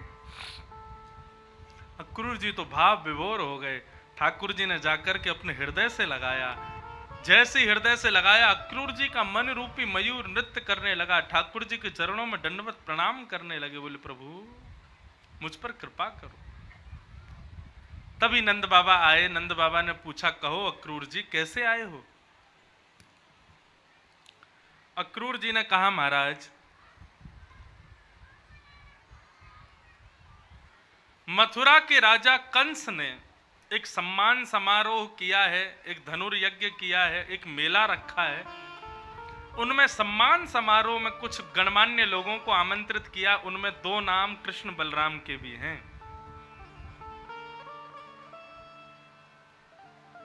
नंद बाबा बोलने लगे, हमारे लालान को सम्मान काय को मिलेगा। बोले आपके लालाओं ने राक्षस मारे, गोवर्धन पर्वत धारण किया, ब्रजवासियों की रक्षा की, बहुत बड़े बड़े काम आपके बालकों ने किए हैं, इसलिए महाराज कंस इनको सम्मानित करना चाहते हैं। ये बात सुनकर के नंद बाबा तो प्रसन्न हो गए, लेकिन बाकी के ब्रजवासी सब हताश, उदास, निराश हो गए। सब बोले, हम सब जानते हैं राक्षस भेजे तो कंस नहीं थे, इतनी राक्षस हमारे ब्रजमंडल पर आए, सबको भेजा तो कंस नहीं था, और आज वही कंस अच्छा बनने के लिए कृष्ण को सम्मानित कर रहा है। सब नंद बाबा से कहने लगे, बोले बाबा आप बिल्कुल लाला को भेजियो मत। लेकिन नंद बाबा मन में सोचने लगे, अक्रूर जी इतनी दूर से आए हैं और अक्रूर जी इतने सहज सरल भाव स्वभाव वाले हैं, ये कह रहे हैं तो हमसे मना नहीं किया जा रहा है। सब मना करवाने लगे, इतने में कृष्ण बलराम आ गए। बोले क्यों, हम क्यों नहीं जा सकते मथुरा? हाँ, तुम्हारे लिए राक्षसों को मारें, तुम्हारे लिए गिरिराज जी उठा लें, तुम्हारे लिए गैयाओं को चराते हैं, तुम्हारे लिए सब काम करें, लेकिन हमको सम्मान मिले वो तुमसे देखा नहीं जाएगा। सब ब्रजवासी शांत हो गए। बोले अब क्या कहें, कन्हैया ने ऐसी बात बोल दी। यशोदा मैया बोली, लाला तू वो सब बात छोड़, ये बता मैं तेरे बगैर कैसे जीऊंगी? तू मथुरा चलो जाएगा तो तेरे बिना मैं कैसे रहूंगी? ठाकुर जी बोले, हाँ जैसे मैं तो 10-5 वर्ष के लिए जा रहा हूं। अरे मैया आज जा रहा हूं, परसों आ जाऊंगा। दुनिया के बालक घूमे जामे, मैं कभी ना जाऊं, मेरो तो मन करे जावे को। भगवान ऐसे बोलने लगे कि कोई भी मना नहीं कर पाया। सब राजी हो गए, ठीक है कन्हैया जैसी तेरी इच्छा। भगवान सबको बोले मैं परसों आ जाऊंगा। लेकिन पता नहीं क्यों ब्रजवासियों के मन को इतना शोक हो रहा है। ब्रजवासी यही विचार कर रहे हैं कि जिस कन्हैया को देखे बगैर हम एक सेकंड नहीं रह पाते, उसके वियोग में 3 दिन भी कैसे निकालेंगे हम।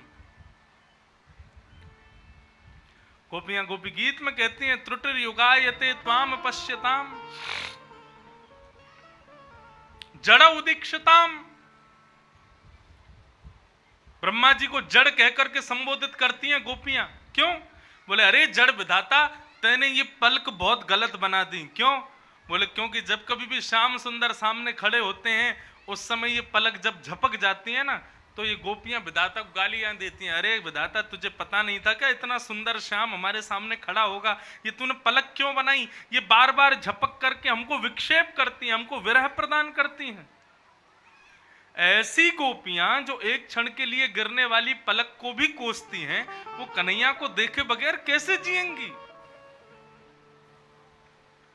लेकिन ठाकुर जी आज मथुरा जाने को तत्पर हुए। सब ब्रजवासी रुदन करने लगे। बोले लाला हमें छोड़ के मत जा।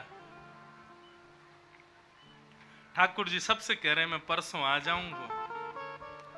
रथ में बैठ गए ठाकुर जी, और जैसे ही मथुरा को प्रस्थान करने लगे, अखियां हैं जादू भरी बिहारी में तो कब से खड़ी, तेरी अखियां हैं जादू भरी बिहारी में तो कब से खड़ी, तेरी अखियां हैं जादू भरी बिहारी में तो कब से खड़ी, तेरी अखियां हैं जादू भरी बिहारी में कब से खड़ी। सुन लो मेरे श्याम सलोना, तुमने ही मुझ पर कर दिया टोना। सुन लो मेरे श्याम सलोना, तूने ही मुझ पे कर दिया टोना। सुन लो मेरे श्याम सलोना, तुमने ही मुझ पर कर दिया टोना। सुन लो मेरे श्याम सलोना, तूने ही मुझ पे कर दिया टोना। कर दिया टोना, मेरी अखियां तुम्ही से लड़ी। बिहारी मैं तो कब से खड़ी, तेरी अखियाँ से लड़ी। बिहारी मैं तो कब से खड़ी, तेरी अखियाँ हैं जादू भरी। बिहारी मैं तो कब से खड़ी, अखियाँ हैं जादू भरी। बिहारी में तो कब से खड़ी।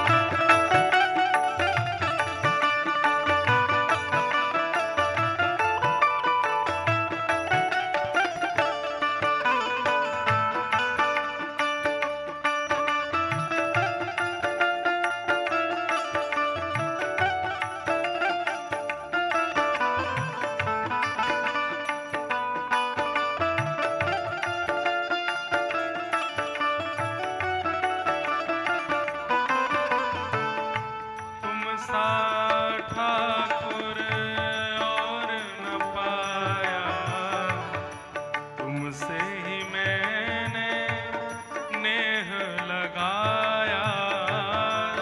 ठाकुर और न पाया, तुमसे ही नेह लगाया। तुम सा ठाकुर और न पाया, तुमसे ही मैंने नेह लगाया। ठाकुर और न पाया,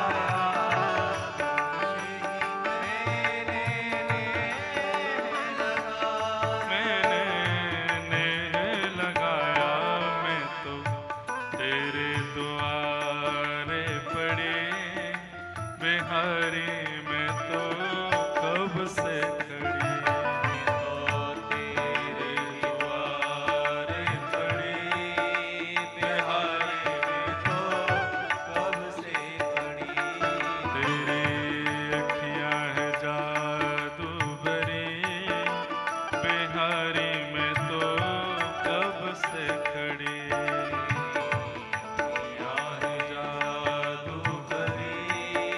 बिहारी में तो कब से खड़ी। ओ बिहारी मैं तो कब से खड़ी। बिहारी में तो कब से खड़ी। हाँ बिहारी मैं तो कब से खड़ी। बिहारी में तो कब से खड़ी। सब गोपियां राह तकती रह गईं और ठाकुर जी रथ में विराजमान होकर के मथुरा को प्रस्थान कर गए। मथुरा जाकर के ठाकुर जी पहले अक्रूर जी को दर्शन कराया अपने स्वरूप का। अक्रूर जी को जब पूर्णतः दर्शन हो गया कि ये सामान्य बालक नहीं है, साक्षात ठाकुर जी हैं,